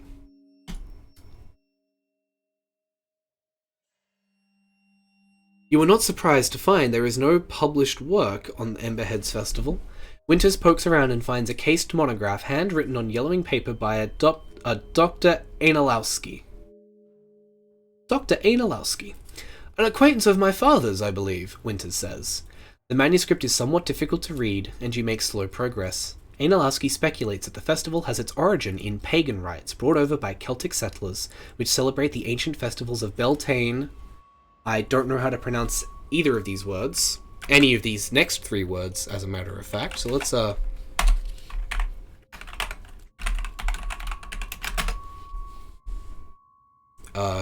Excuse me?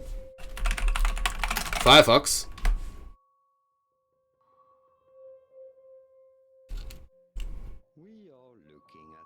That is not even close.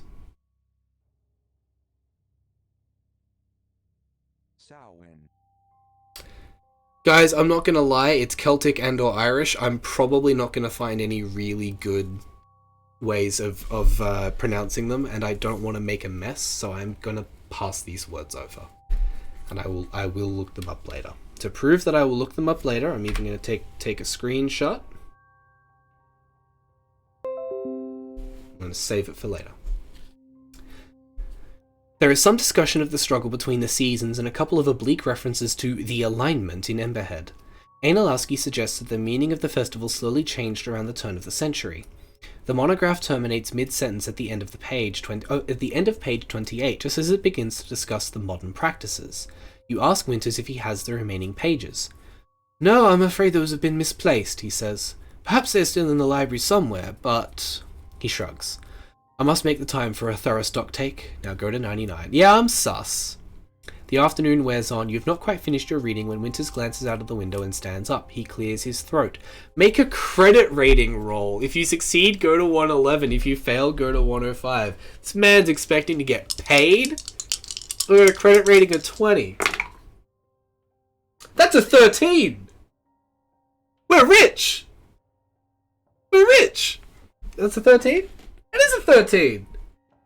That's a 17. That's a 10. Yay! Go to 111. "I'm happy to leave you in charge for a half hour or so," he smiles. "Please don't issue any books without a valid library card." You thank Winters for his trust and continue with your reading for a time. As the light dims, you find yourself yawning in the closeness of the room. Perhaps it is time for a change of material. Make a spot hidden roll. Oh, I'm loving this. Our luck's turning. We're finally succeeding on rolls. 47 under 60. 118. As you scan the shelves, you try to move aside one of the 3 volumes of Walpole's A Comprehensive Grammar of the Andean Peoples. It will not shift, and upon further inspection you find the 3 volumes are actually glued together and attached to the wall. Is this some kind of unobtrusive way to reinforce the shelves? You hear footsteps in the hall and, on instinct, move away from this curious discovery. Sure. I've ticked this box 3 times now. Just saying. 124. The door opens and Winters re-enters the library. He wears a small, satisfied smile. His gaze shifts to you where you stand at the shelves. "Exhausted our stock already?" "Of course we accept donations," he chuckles. I'm afraid it's closing time." You leave the building with Winters and waits as he locks up. You thank him for the coffee and access to the library. He strolls away down Silbury Street. Now we go to 180. 180 down here. As the light fades, you return to the Ledbetter house and eat a light supper. May is unusually taciturn. Ruth's eyes flick to yours several times during the meal. There is an urgency there you cannot quite interpret. Afterwards, May ushers the girl into their room. She's real creepy. You have been in Emberhead for barely 1 whole day and you already feel confined by it both geographically and socially. The evening seems to offer little. If you have a previous appointment, this is the time to follow it up. So, our current number is 180, which means we need to go to 200 in order to have our conversation in the graveyard.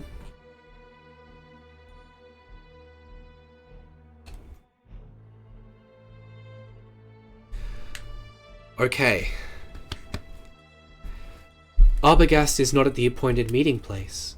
You give him 10 minutes, but he doesn't show. You curse the old crank and head back towards May's house. Psst!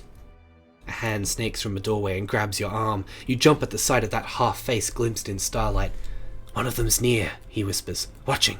Come with me." Go to 169. Oh, we're getting multiple 69s, guys. This is great.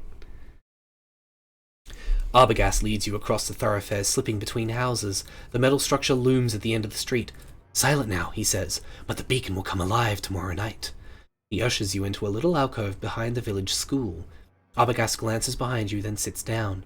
Again you feel uncomfortable in proximity to that scarred visage. One melted eyelid lifts. You don't have long. Understand this. I was the conduit, the interpreter, before that fool Winters and his fancy words. The things which come to Emberhead care not for words. Those idiots think this is a ritual of sacrifice. He spits on the grass. It is a ritual of control. They know the words, but they do not comprehend the forces they call. He sniffs and sits back. No, you have no time for more questions. I will teach you how to end it, in the moment when all is lost. You can return this hill to the earth, to the death that came 40 years ago. I have tried it myself, but... His head sags. I no longer have the concentration. The chant is simple. This I can teach you, but you must perform it with a clarity of mind that I have lacked for years. If you will learn this strange chant, go to 175. If you have had enough of Arbogast, go to 182. Hey, do we want to learn a ritual chant? I think we do. Because honestly, I think Eugene's the kind of guy who would turn around and start to walk away, and then like start muttering to himself and turn around and go, "Alright, I can't leave it. I've got to hear it. So let's go ahead and learn this chant." No, you haven't missed a stabbing, Lady Deathly. You have not missed a stabbing yet. 175. You feel very dislocated from reality as you sit on a cliff top behind a school at night, learning a chant by rote from a madman. Arbogast is careful to teach it to you in sections. He glances into the sky. Won't work right now. Cloud covering the star. But he still takes care not to pronounce the whole thing at once. It has a rhythmic beginning and various elaborations, but the core passage is repeated 3 times. No, I'm not attempting this right now. I'm not summoning Cthulhu into my house. In time, Arbogast listens to your recital and nods. Remember every sound, but never speak it if you have plans left on this earth. You have discovered a secret. If your situation ever becomes desperate enough to try Arbogast's ritual, the text will offer you the option to chant. At that point, if you want to try it, add 10 to your current entry number and go to that new entry. Chant plus 10. Okay. Arbogast leans back. It will make you one with the living. He seems cut off at that point. A black shape lunges from the dark. It wraps an arm around Arbogast's throat and drags him backwards out of the alcove. He grabs at the arm, kicking empty air. You see the gleam of a long blade in the moonlight. Make a dodge roll. If you succeed, go to 195. If you fail, go to 203. I'm dodging shit. Now's a really good time for us to have that knife. Here's the stabbing. Come on, Eugene. That's a 92. We fail. Yikes. 203. Something smashes you on the temple. You reel back. You hear Arbogast yell and see the knife flash 1, 2, 3 times, its shiny surface darkening with blood. Something strikes you again, and as you sink, flames leap from the ground, painting the night with infernal colour. They pick out 3 dark figures. Take 1d6 damage. Go to 45. Yikes. That's a lot of damage. It's okay, maybe the d6 can be a 1. It's a 2. Okay. So we're at 9 hit points. Then we go to 45. You awake with a jolt, wrestling the blankets, ready for attack. The Ledbetter guest room is quiet, painted with morning light. There is nobody here but you. You release the blankets and wait for your heart to stop hammering. Go to 64.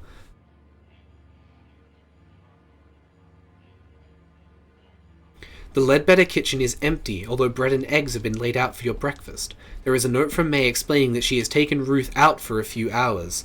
Guys, I think bad things are happening. Like, very, very bad things. If you were involved in a fight in the village last night and want to investigate the aftermath, go to 70. Yeah, I want to go investigate! You feel skittish as you approach the spot where you and Arbogast were attacked. Your memory of the encounter is shaky, but you remember 1 or 2 vivid images. At first you think there's nothing to see.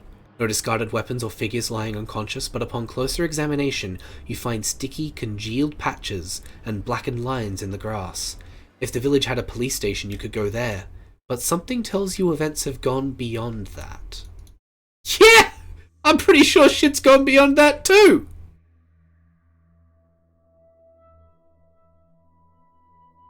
You make a quiet circuit of the village, pausing in unobtrusive places to watch the villagers. It is rather busy for this time in the morning.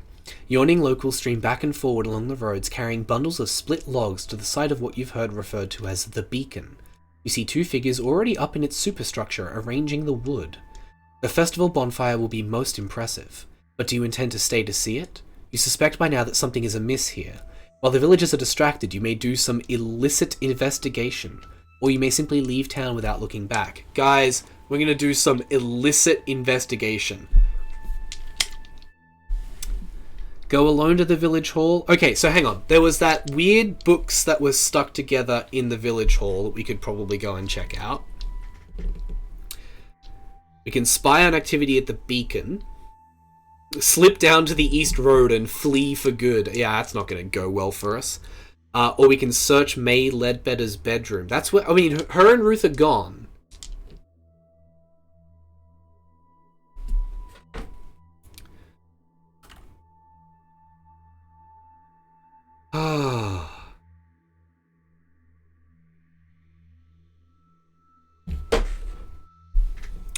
Yeah, I think we're going to search May Ledbetter's bedroom. Go to 83. Despite her hospitality, you do not trust May Ledbetter. You're damn well right I don't. You return to her house quite openly. Where else would you go? Inside, the dwelling is still empty. You rap on the bedroom door and wait. Silence. You ease it open. The Ledbetter bedroom is in marked contrast to your own neat space. Dirty clothes are piled about the floor. On a rough quilt lie schoolbooks and cheap novels. You notice a raggedy old doll discarded down the side of the bed. Make a spot hidden roll. Well,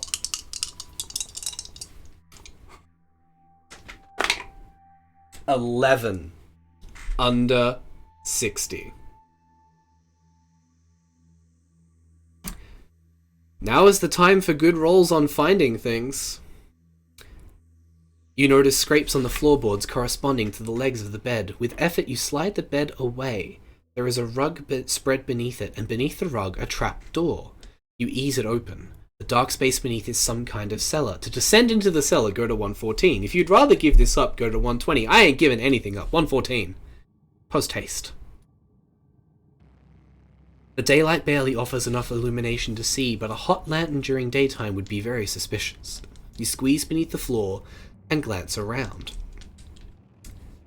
My name is Eugene, and I'm here to say I suspect May in a major way, yet very much. Your first impression is that May keeps her junk here, for there are many boxes of different sizes piled in untidy heaps. It takes a few seconds before you realize that they are all traveling trunks or suitcases. There are about 20 of them. The implication hits you hard, yet you maintain enough control to check the luggage tags. You count 8 or 9 different names before you stop. Scrambling back up to the bedroom, you close the trapdoor with trembling fingers, returning the bed to its place. May and Silas are in a conspiracy cahoots. You guys called it. Cinny, you called it. I wonder what a half-assed playthrough would be like. Give up partway on everything. We might see what that looks like at the end. We'll go back over. But right now, this is some serious shit. You feel a deepening unease about Emberhead and this day in particular. Yeah! Once you have attempted 3 of the options below, go to 98. So we have to do 3 options. We've done 1. Okay, now we're going to take a look at the village hall. 126. Cool loot room. No! My loot's in there! Maybe. One day. Keeping away from the streets, you skirt the northern cliffs and approach the village hall from the rear. It is close to the beacon and you will not be able to use the door unobserved. You check the windows. The one on the east side, facing the beacon, is bricked up. A shutter is loose on the westernmost window, and you are able to ease it open and slide inside, closing the shutter behind you. You drop into the village meeting room and pad through, passing through dim shafts of light and listening to the excited chatter of the locals from outside. The door opposite reads private. Hearing nothing from the other side, you turn the handle. The room is lined with books. In the corner is a small water closet and a pantry. A quick survey of the rest of the room reveals little, so you turn to the bookcase. The dim light makes it difficult to read the spines. Is there anything useful here? Make a spot hidden roll. If you have examined it before, you may have a bonus die. Yes! See page 14 of book 2 for instructions. Let's just very quickly.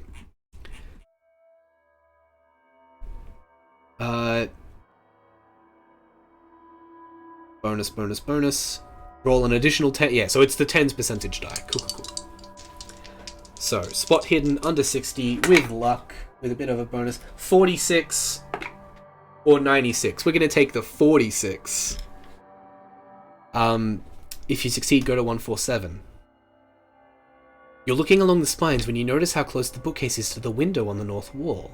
From outside, there is a solid 3 or 4 feet between the edge of the window and the wall, and the bookcase covers the wall with the bricked-up window.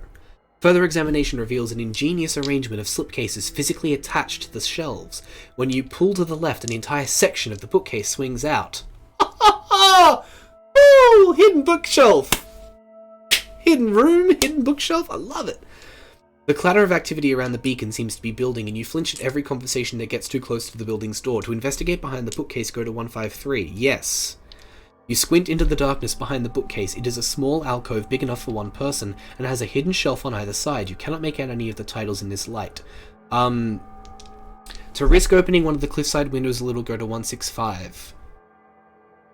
I don't want to just take books off the shelf, I want to know what I'm doing. 165. Enough light spills into the room for you to make out titles. The contents of the alcove are quite different from the wider library. The books are much older, some are handwritten, and many are in strange scripts you do not recognize. You could spend a week in here just browsing through the bizarre volumes. Make a library use roll. If I succeed, go to thing. If I fail, I may push the roll by attempting it again. Okay, cool. I remember pushed rolls and thinking that they were really cool, and I was going to take the idea of them for D&D. 41 over 40. Do we want to fail now? Or do we want to push?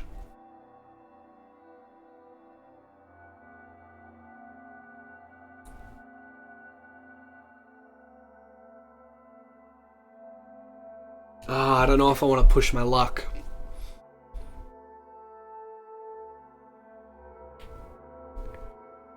Cheeky says push. Cinny says don't push. Deathly says push. Cinny says death. Yeah, death is just death coming from Lady Deathly. You know what? Let's push. If I die because of this, Lady Deathly, I know where you live. Same with you. Actually, yeah, no, same with you, Cheeky.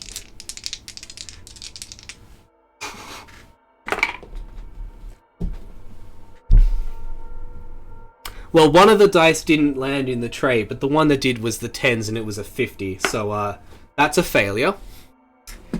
Go to 190. Oh, I can't even... It's not even hyperlinked. 190 isn't even hyperlinked, okay. The door of the hall clatters open and a group of villagers flood in. They quickly surround you. An older gentleman in a suit and bow tie stands behind them. So there you are, he drawls. We were wondering where you had gone. He gives a slight wave of his hand. The villagers seize you. Go to 108. Damn it! Pixel Flopsy is asking the DM of the game to roll a D100 and won't tell me the result. Yeah, apparently it's time to die. The fading light from a narrow window tells you afternoon is giving way to evening. Your hands are shackled behind your back, so you cannot even lie down on the rough bed. A woman you have not seen before comes in. Her face is wrinkled and her eyes dull. They do not meet yours, but she puts a cup to your lips. Offer him a ciggy, that'll sort it out. I did buy... Did I write down that I bought cigarettes? I did. I totally bought cigarettes. I should offer him a cig, hey. They're gonna drug me. Are they gonna drug me with... This is the 20s. Like, how common were water-soluble drugs in the 20s, the 1920s? Yes, it's the 20s. Yeah, okay, actually, they've probably got so much more drugs than we do now. Maybe it's a mushroom tea? That doesn't make it better! No, I'm rejecting it! 113. You turn your face away, and when she tries again, you dash the cup from her hands using the side of your head. The clear liquid spills across the floor. The woman gives a half shrug and turns to leave the room. You shout after her, but she gives no reaction. You soon become thirsty. It's gonna become thirsty anyway. Go to 205. As the light fades outside, your little prison becomes dark. You can hear much activity around the building. Occasionally, an orange glow passes the window. The only comfortable position in the shackles seems to be to sit against the end of the bed with your arms hanging behind you. You need to concentrate and come up with a plan.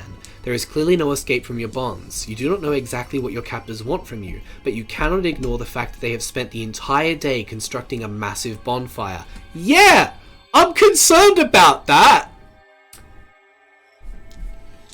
Any chance of a nighttime chant? Hey, look!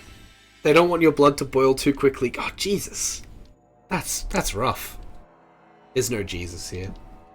The door scrapes, wrenching you back into the moment. Orange light spills into the house from blazing torches held at the threshold. 2 large villagers step in and grab you. At least you assume they are villagers. They wear heavy black cloaks and their faces and hands are painted entirely black, save only for a red triangle centered on their left eye. Do the chant become one with the living something or other? Yeah, we're gonna see what happens. It hasn't given me the chance yet. Torches sputter and spill fire. You struggle, but you can see physical resistance is hopeless. You are marched to the central street and turned to face the beacon. The procession down the approach is slow and formal, save when you sense weakness and yank at your captors. A chill touches you when you see 3 human shapes carried ahead of you, draped in red cloth. The beacon looms larger and larger, its dreadful silhouette a black triangle pointing to the stars. A low drone begins among the cloaked figures. Unbidden, the word mourners comes to mind. Smoke from their torches makes you cough. You feel heat on your face. As you reach the cleared area around the beacon, 3 dancers break from the pack, young girls swinging balls of fire in spectacular arcs, drawing circles in the night air. One by one, they draw close to you and touch your forehead with sooty fingers. Each kisses you 3 times, on the left cheek, right cheek, then forehead. Then they whisper in your ear. The smell of kerosene fills your nostrils. Make an appearance roll. If you succeed, go to 10. My appearance is 50. Can my good, rugged private investigator looks help me out? That's a 90 on the 10s, and I keep dropping that one out. Dang it! 148 it is. Oh, that's also not hyperlinked. 148. Where's all that luck gone? I need it back. Through your sacrifice, the village will be reborn, says the first dancer. You pass from earth to air for all our sakes, says the second. Through incandescence may you find rapture, says the third. Their dance weaves off and disappears behind the buildings. I wonder if one of them was Ruth.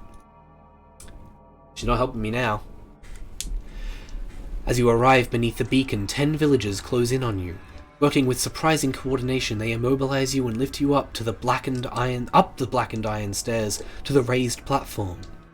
You cannot help but shiver at the sight of the central framework, twisted from past blazes, and what you can now clearly see to be fastening points for chain. None of the eyes meet yours as they lash you to the metal. The village sings now, something rhythmic and ancient, carved from odd syllables. A second group ascends to the beacon, carrying the 3 red-draped bodies. With reverence, they arrange their burdens in a triangle around your feet.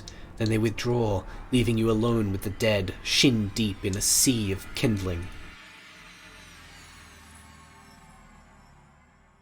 It seems the entire village is gathered around the beacon to watch you burn. Behind the face paint, you recognize May Ledbetter, and yes, that is Silas, the coach driver, standing at her side. The audacity and scale of the deception staggers you. I am staggered by the scale of and audacity of this deception. Silas, you son of a bitch! I was right to be suspicious for reasons I knew not of. A man steps up on the dais and raises his hands with quiet authority. The frame of his spectacles obscures the red triangle on his face. Should have known when he had crooked teeth, true. So we draw here together again on this night, as we do each year, and we give thanks to the one who will preserve the village against the fire of the void. You will be taken by the ones from above in our stead. Your death will bring life to our streets and bounty to our fields. It will safeguard our children and our elders alike for another year. We salute you. He bows his head. All around the beacon, bearers step forward and lift their torches to the edge of the raised platform. A ring of tiny flames flicker up around the perimeter. As they wink, the singing of the villagers drops into an unearthly rhythm. To throw all your remaining strength against the bonds, go to 44. To wait and see what happens, go to 40.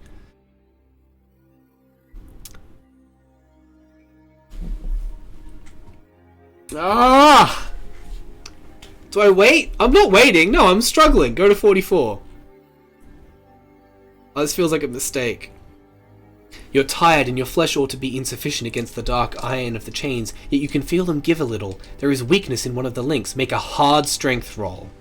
So it's hard is... I have a strength of 60, so hard is 30. I have a 30% chance at succeeding. Oh,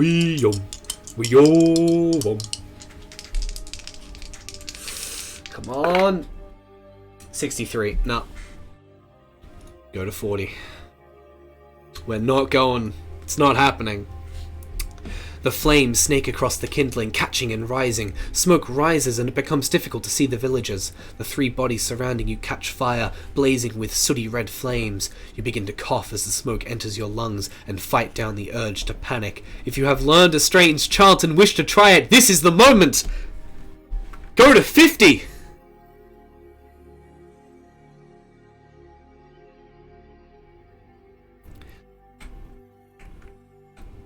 The flames draw closer as you bring Arbogast's chant to mind.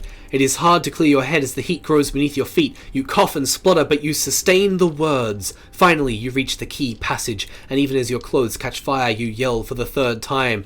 Indescribable words that I cannot pronounce! Something something Cthulhu! Ba ba ba! Oh, go to 270. Guys, we're doing it. I don't know how we're doing it. No, it was go to 40. Shit, which one was I meant to be going to? I'm assuming it was 269, right? Did I say 269? I don't want to read and not know. It said 270? 270. Okay. There we go.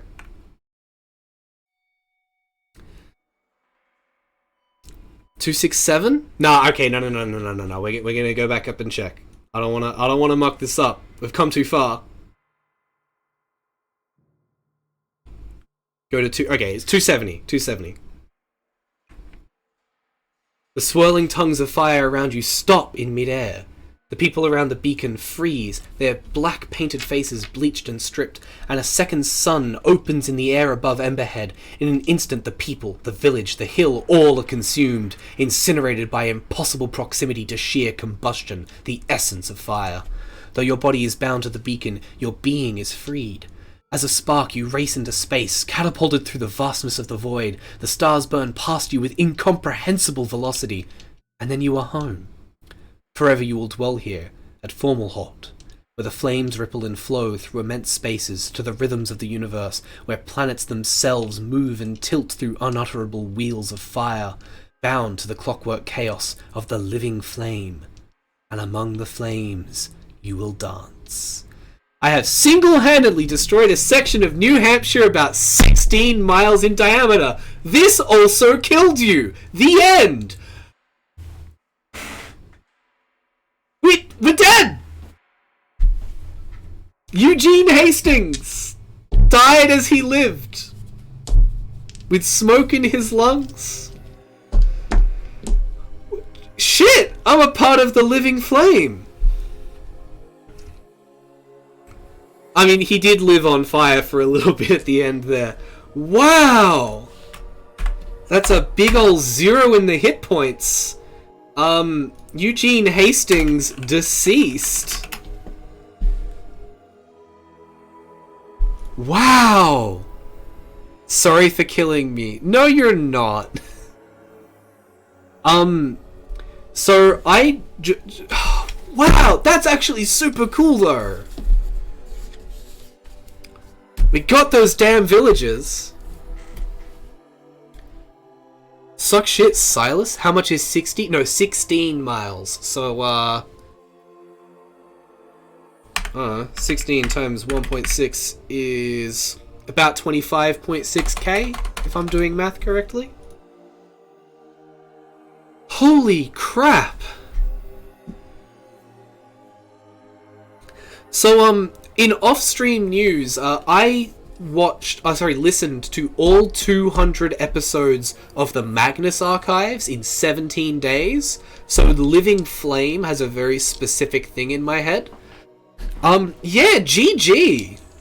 GG indeed. We managed to do that in less than 2 hours. Wow.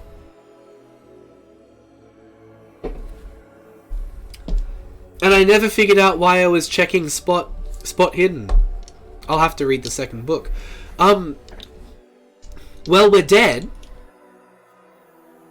Forever we will dwell here at Formalhort, where the flames ripple and flow through immense spaces to the rhythms of the universe. Speed run to death. I'm pretty sure I can speed run to death. Like, we could do that. So, Weary Warlord,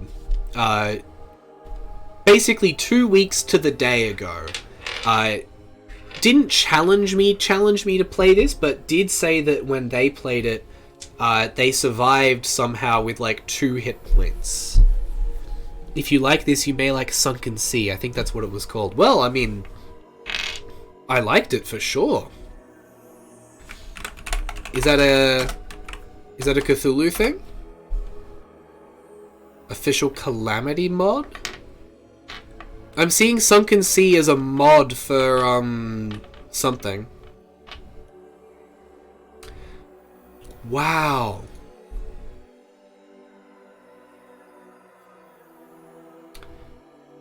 I'm Sunless Sea.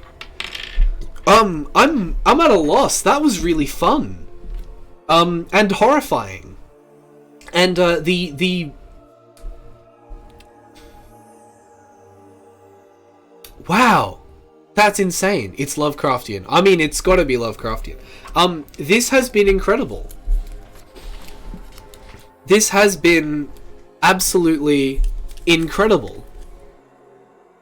I now feel like I know how to at least get started with Call of Cthulhu. So that's book 1 of 3 in the starter set. Book 1 is that adventure.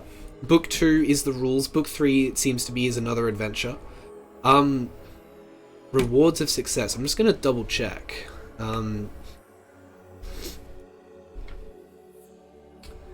Okay, so I'm just gonna very quickly read out the why I was ticking spot hidden. At the end of a scenario or gaming session, the keeper should say roll for skill increases. So you roll D100 against skills that were checked, and if you roll over their current value, you get to add 1d10 to the points thing. So the more you know about something, the harder it is to learn anything new. So at the end there, if I had survived, which I totally didn't, I rolled a 59, which is a success, even though I checked it, so I uncheck the box for next time, and I don't add anything to it. But let's say it was stealth, and I rolled a 59, which is a failure. I then get to add a d10, which I get to add 7, so my stealth would be 47. But all of that's moot, because we're dead. That is a really good system. I kind of like it. It's an abstraction. It's a little extra abstraction compared to the way Powered by the Apocalypse does experience, which is anytime you fail a roll, which is rolling a 6 or less, you mark experience, and you get to add extra things to your playbook every 5, I think, in most games. But that's a really cool way of doing skill progression. So what did we not do? We didn't go insane. We didn't suffer any major wounds. We didn't get to use any weapons. Damage bonus, none. Well, it makes sense. We did get to dodge and fail at that. Backstory is a thing. We didn't get to use the hunting knife. Also, if I had had a hand free, I would absolutely have lit one of those cigarettes while I was in the pyre at the end. Like, if I had, I wouldn't have made... If I had my hands free, I wouldn't have struggled against, like, leg bonds or anything. I would have pulled out a cigarette and waited, I think. I'm curious how it plays with a bigger group, but solo play is super fun. Yeah, it really is. Pretty sure Call of Cthulhu is older than Powered by the Apocalypse. Yeah, no, it totally is. It totally is. I'm more just... On the scale of the way progression works, it's more abstracted away. It's more...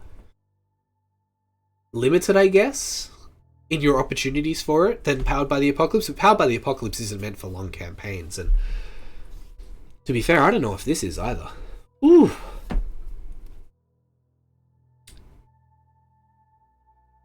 That's rough. That's really rough. But super fun. That has absolutely just made me want to run Call of Cthulhu. So, one of my next streams, I guess, I'm gonna start reading through the other books. I do own, if you'll... I really wish my desk was a little closer to these shelves. I do own, in paperback, the Keeper Rulebook and the Investigator Handbook for Call of Cthulhu. So I do have a lot of reading to do now. I guess my first step is probably going to be to read the Investigator Handbook, which is the character focus. It's the player character focused one. Make myself Eugene, maybe Eugene's like cousin or brother or something. Maybe his sister. So I have a character, and then I guess I will then read the Keeper Rulebook, and we'll move on from there. And I've got a bit of time between now and Sunday, which is our next stream. So maybe we'll get to the point where we're looking at, maybe not campaign prep, but maybe not campaign prep, maybe inspiration. We'll build some Pinterest boards or something for this as part of our Sunday tabletop tales game. But wow, that was insane. That was so good. Or I mean, we didn't go insane. We died, and now we're a part of the Endless Flame. But wow. Eugenia? Probably not Eugenia. I don't know why, it just doesn't sit with me. I do enjoy that the last bit is you have single-handedly destroyed a section of New Hampshire about 16 miles in diameter. This also killed you. Regina? I don't know if that's a Regina Spektor reference or a Mean Girls reference, and knowing you, it's the latter more than the former. Yikes.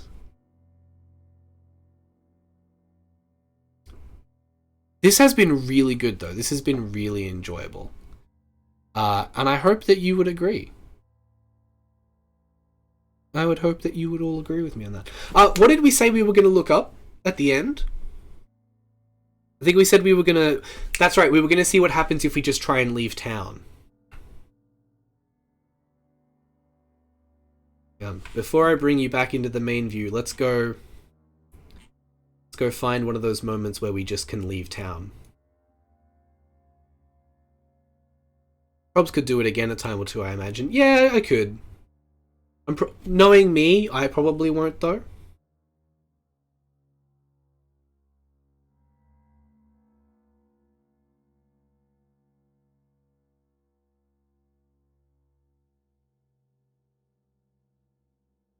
So, I mean, we've got... So one of the times we could walk out of town was after the morning in Emberhead, that first morning in Emberhead, where it became clear that there's nothing really here to do. We could prepare and walk out of town and go to 28. I'm not going to go through the whole thing.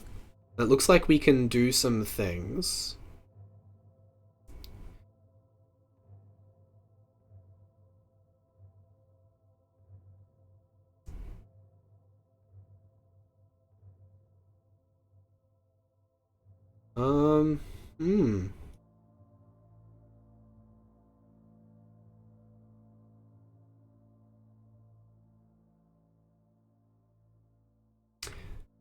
No, okay, so it looks like if we try and leave town that early, there is actually an entire tree. I've just gone 2 ahead and just looked at what it is.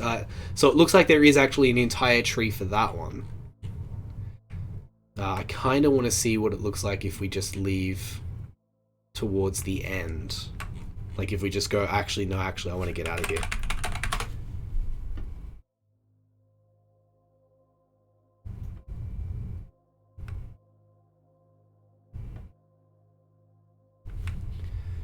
Okay, yeah, no, it looks like no matter when you try and leave the village, it looks like there is an entire tree. So I'm not going to go ahead and do that. We're going to leave that. We're not going to spoil ourselves. I'm not going to spoil myself any further. I'm going to close the book, and we'll look at it later. But yeah, that was Alone Against the Flames. And, well, we're not alone anymore. And we're also not against the flames. That was an awesome... That was so fun, though. That was so incredibly fun.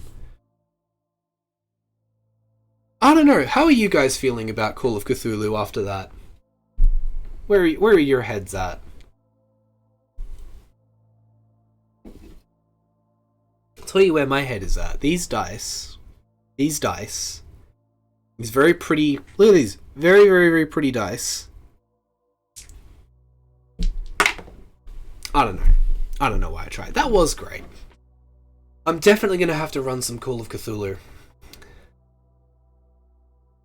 Definitely going to have to run some Call of Cthulhu. If you enjoyed this, as an aside, we're going to do more of it. Not all Call of Cthulhu, but we're going to do more of this. Yeah, I'm getting the sense that if I had played this years ago, I'd be one of those people who has always liked it. I think I'm always going to like it moving forward. So... It's the end of the stream. I may as well talk about what's coming up next. So, last week I mentioned that I wouldn't be streaming for a couple of weeks because I was going to go on holiday. I was going to go see my family. That hasn't happened. COVID has hit New South Wales again and again. So I'm stuck. Stuck here in New South Wales, stuck here in Sydney. So I will be streaming. We streamed tonight. We did Call of Cthulhu. That was really good. On Sunday morning, this coming Sunday morning at 10 a.m. Australian, I'm going to be doing a Tabletop Tales session where we talk about just RPGs in general. I'm going to go through the list of games that I own and haven't played or haven't run yet, at least once. I'll probably also do some campaign prep for a couple of my games that I have coming up, and tell tabletop stories from my life and hear them from chat as well. That's what we tend to do on Sundays. And next Thursday, spoilers? Spoilers, maybe, maybe not. So part of what I plan on doing, because I know that you're in one of my games, Liddy Deathly. Part of what I plan on doing live on Twitch, when it comes to campaign prep, is I'm not going to be poring over my campaign notes and looking at the upcoming plot hooks. I'm going to have picked a couple of things ahead of time that I can do on stream, and do that while talking about it in vague terms and answering some specific questions if I know that you're not in chat. Or answering specific questions off to the side, as I've done a couple of times. For instance, this here, if I open this up, let's go back to our... go back here. If I was... this is a map that I made that you've already seen. And this is for all my players at this point, because half my viewers are players. This is a non-specific map that you can look at. You will never know what's on it. You, for instance, wouldn't have known that I put trees on it. You know, I have physical 3D trees that I put on top of the map after I printed it out. You wouldn't have seen any of that. You wouldn't have known if the bridge was stable or not, because I wouldn't have mentioned it. I would have just mentioned how it looks. Things like that. And I wouldn't have told you that there was going to be a giant wolf on it either until you've already seen it. So this is the kind of thing that I would make on stream. And you're right, reuse options are pretty endless. I could reuse this a lot. A little less so for the autumn fight map. I mean, I could probably reuse it, but this is fairly specific, I would say, with the giant great big throne of the Pumpkin King and all of that. The last thing I think you reused was the boat. I think I've reused the boat once. I very rarely reuse things, but that's only because I can make so many new things. Love to meet with Caesar. You would, truthfully. You would. So that's a thing that I do. So there'll never be true spoilers. I'm not going to sit there and go, oh, I'm going to plan these very, very specific things for this specific campaign, so you and you can't watch. I don't want to do that. But we will be doing some general campaign prep. Making maps that aren't super specific, or planning encounters with no real obviousness to them. And sometimes campaign prep can take can be done months and months and months in advance. Something that I did as a test stream that no one saw because I didn't publicize it, but I did a test stream on Twitch where I statted the Pumpkin King. I took the stat block from the Tome of Beasts, Kobold Press Tome of Beasts, and then I upscaled it to match the party. I can barely plan a session right now, let alone in advance. I mean, number one, you're busy. Number two, you're being so kind as to spend your Thursday night with me here on Twitch, so, you know. And more importantly, and this is a really important thing, don't take how I do campaign prep as a good sign of what people should do for campaign prep. Like, never do that. There is an author that I love. My favorite author, Shauna Maguire, does the Encrypted series, the October Day series. She wrote the Newsflesh series under the Mira Grant pen name. And she writes, and she publishes like 5 books a year sometimes. She publishes at least 3 books a year. And people have asked her in the writing community, like, oh, how many words, like, what's your word count goal per day? And every time she's asked that, she says, I'm not telling you. I'm not telling you because it would be unhealthy. People would try and emulate me, and that would go badly for them. So while I'm happy to tell people how I do things, I'm going to be the first person to say, don't copy me. We've seen some Chaos DMs where it works, and prep does vary with systems and session type. I do a lot less prep for the next immediate session when I know that I can just give my players a space to roleplay and move on. In my weekly campaign, but in my monthly explorer game, I have to have landmarks and stuff planned out and some combats and stuff. Never done a formal prep. I mean, not everything you do is formal prep. I think there are a lot of really useful ways for people to do campaign and encounter prep that isn't formalized. It's not like I go into every session with like a roadmap and a plan. But there are a lot of things that people do that totally are campaign prep that no one thinks is campaign prep. People, to give an example of something that I do, I go for long walks and I just think about games. If I never write a single thing down from what I think about on that walk, but I've actively thought ahead, that's still campaign prep, because if you're actively thinking it, you're a lot less likely to forget. I mean, I would recommend writing it down, but like, as long as you've got if you've got a solid idea in your mind and you think about ways to build on that, as far as I'm concerned, that's campaign prep. Yeah, so a lot of thinking on buses. Yeah, absolutely. Like, that's a huge thing. And honestly, if you do improv exercises alone, if you read about improv, that's campaign prep too, because not every game is like Alone Against the Flames, where everything's written out for you and you basically only have a few options. Like, games are all improv. I'm a small brain, I never remember if I don't write it down. Lady Deathly, yeah, you think you'll remember, you don't. That's why I tell you specifically to write things down. If you forget frequently, write things down. If you can trust yourself to remember, I mean, try and remember, I guess, but I recommend writing things down. But the point is that there are a lot of things that people do as not campaign prep, but it totally is. Like, even if you think about things actively enough and you forget it down the line, when it comes up in the session and your brain suddenly remembers, it's still there. All the thoughts that you had will come rushing back. So it's still prep. It's still prep to an extent. But write it down. That's what I would do. But we're getting way too far into specifics for what we're doing. Because what we're doing right now is it's 9:10 at night. I have a day of work ahead of me tomorrow. I have a lot of glare on my face because I'm opening up a Google Calendar. So on Sunday at 10, I'm going to go for a couple of hours. We're going to do Tabletop Tales pretty much until I decide that I want to stop. Or until no one is around.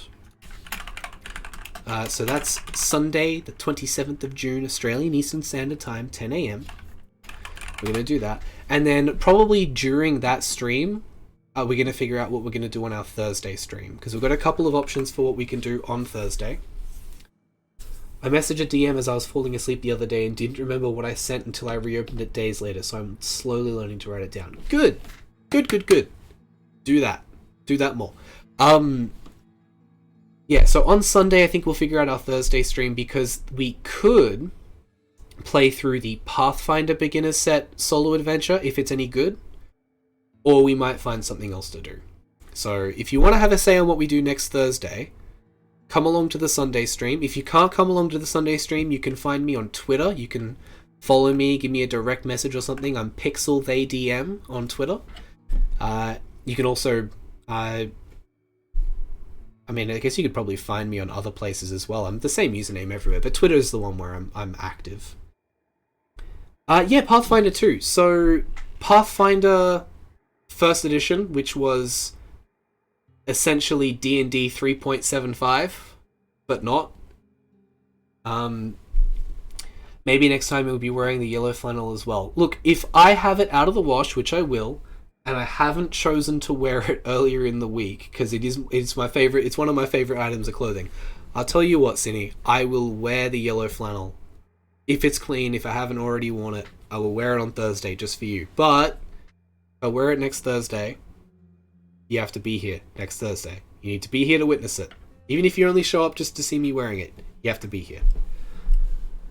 But yeah, Pathfinder 2. So it's a fantasy game like D&D, but without the bounded accuracy as much. The numbers are insane. Level 1 D&D characters' hit points tend to max out at 12 to 15. A Pathfinder 2 hit points at level 1 seem to start at average 20. Oh, wonderful. You've already played. Looking forward to a solo play in the funnel. If there is a solo play, we'll figure it out on Sunday. We'll figure it out on Sunday, and I'll figure it out. Get all the logistics done, because I actually own the physical Pathfinder box, so I'll have to figure out how I can make it viewable and interactive and stuff for all of us as we move forward. But anyway, thank you so much, by the way, to all of you who have come out here and seen me play Alone Against the Flames. It has been super fun. I've really enjoyed it. I'm definitely going to do more Call of Cthulhu in future. So I guess anyone who knows me, be on the lookout for a Call of Cthulhu campaign invitation coming sometime soon, probably. I hope you've had a great time. Really appreciate the chat interaction. Really appreciate you guys giving your input. It's been a lot of fun. Again, 10 a.m. Sunday, Australian Eastern Time. We're going to do a Tabletop Tale stream, and then we'll figure out what we're doing same time next week on Thursday, starting at 7 p.m. So, Alone Against the Flames, more like One with the Flames. Well, New Hampshire's changed for the better, arguably. I think. Imagine being a flame. Nah, don't think I will. Sounds too hot. But no, thank you so much for coming out, guys. Really appreciate it. I hope everyone has a good night. Hope everyone just has the best of times. And hopefully, I will see you on Sunday. Bye, everyone.